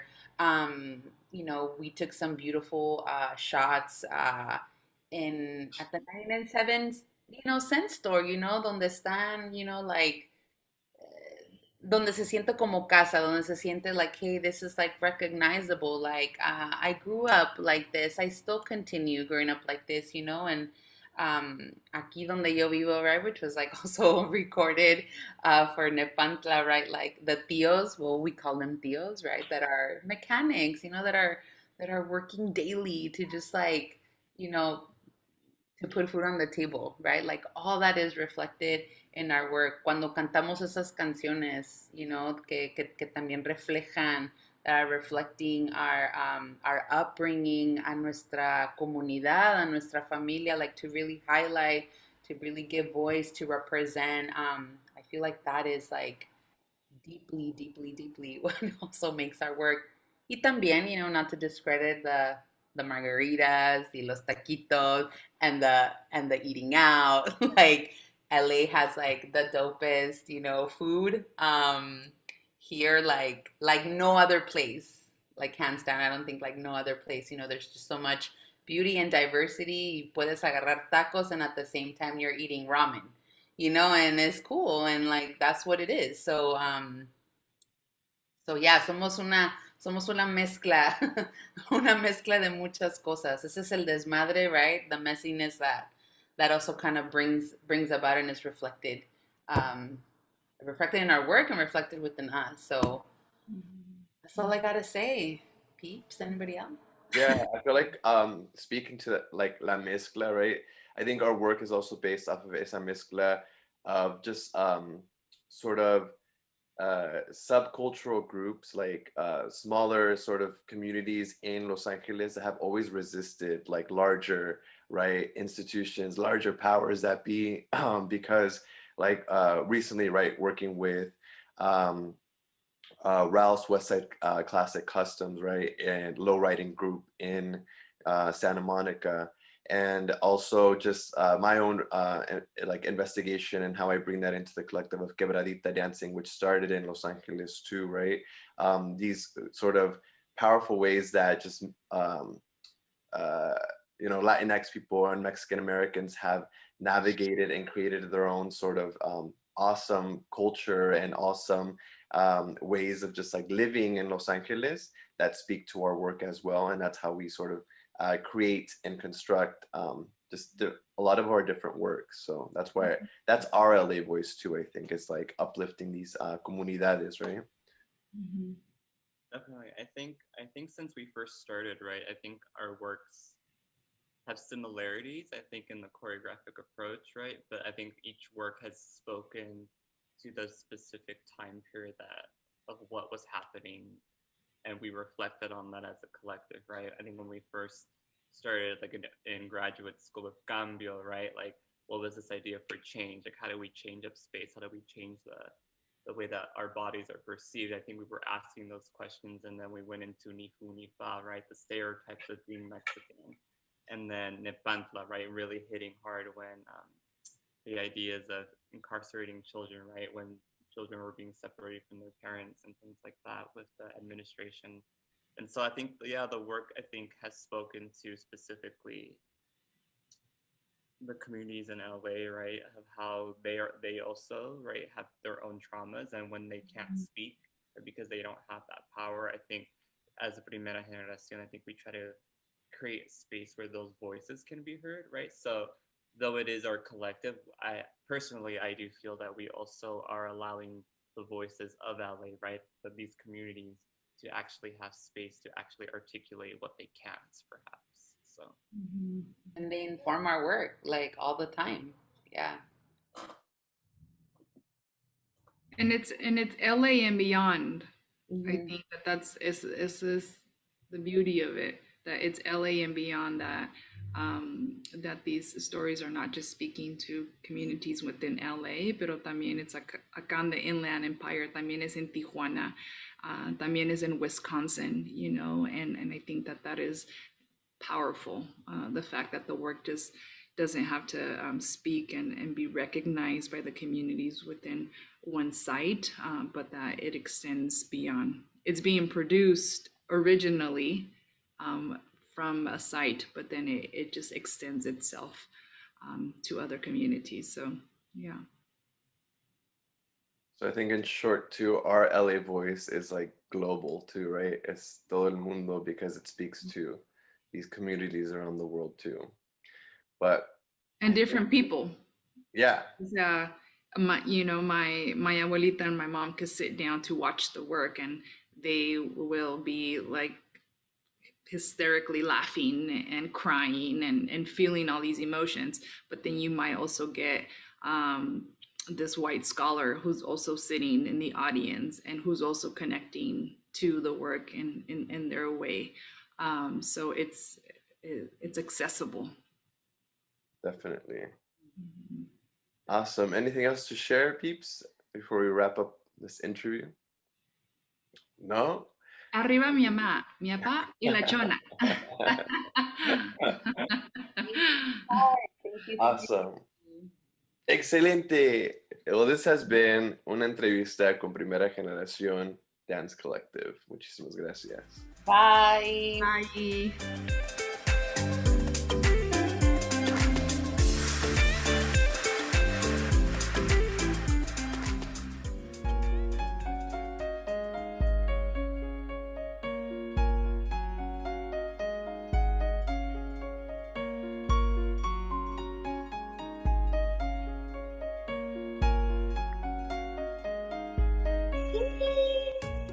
老师 Annie, hi Michelle, hi 小荣, hi 文熙, hello.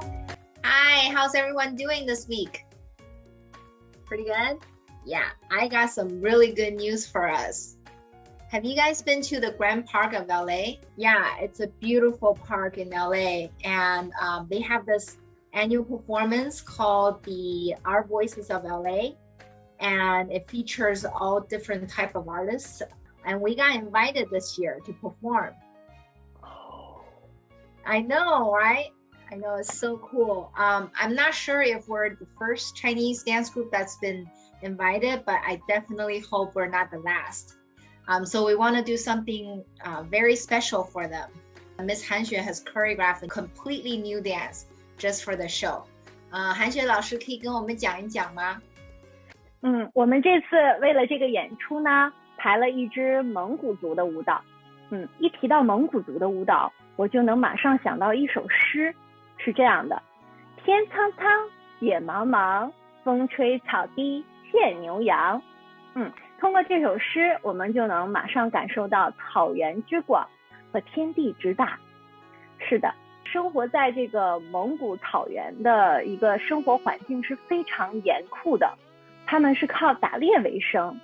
随着季节和天气的变化，不是随时都有吃有喝的，所以这样的一个环境呢，就造就了蒙古人民一个坚毅的性格，以及他们对大自然的敬畏，因为他们深知自己实在是太渺小了。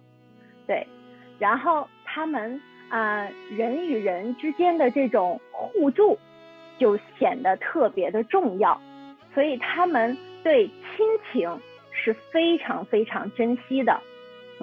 在这支舞蹈里呢，我还设计了3只鸟的形象，就是想表达蒙古人民对自由的一种心灵在他们的身上能够体现出来。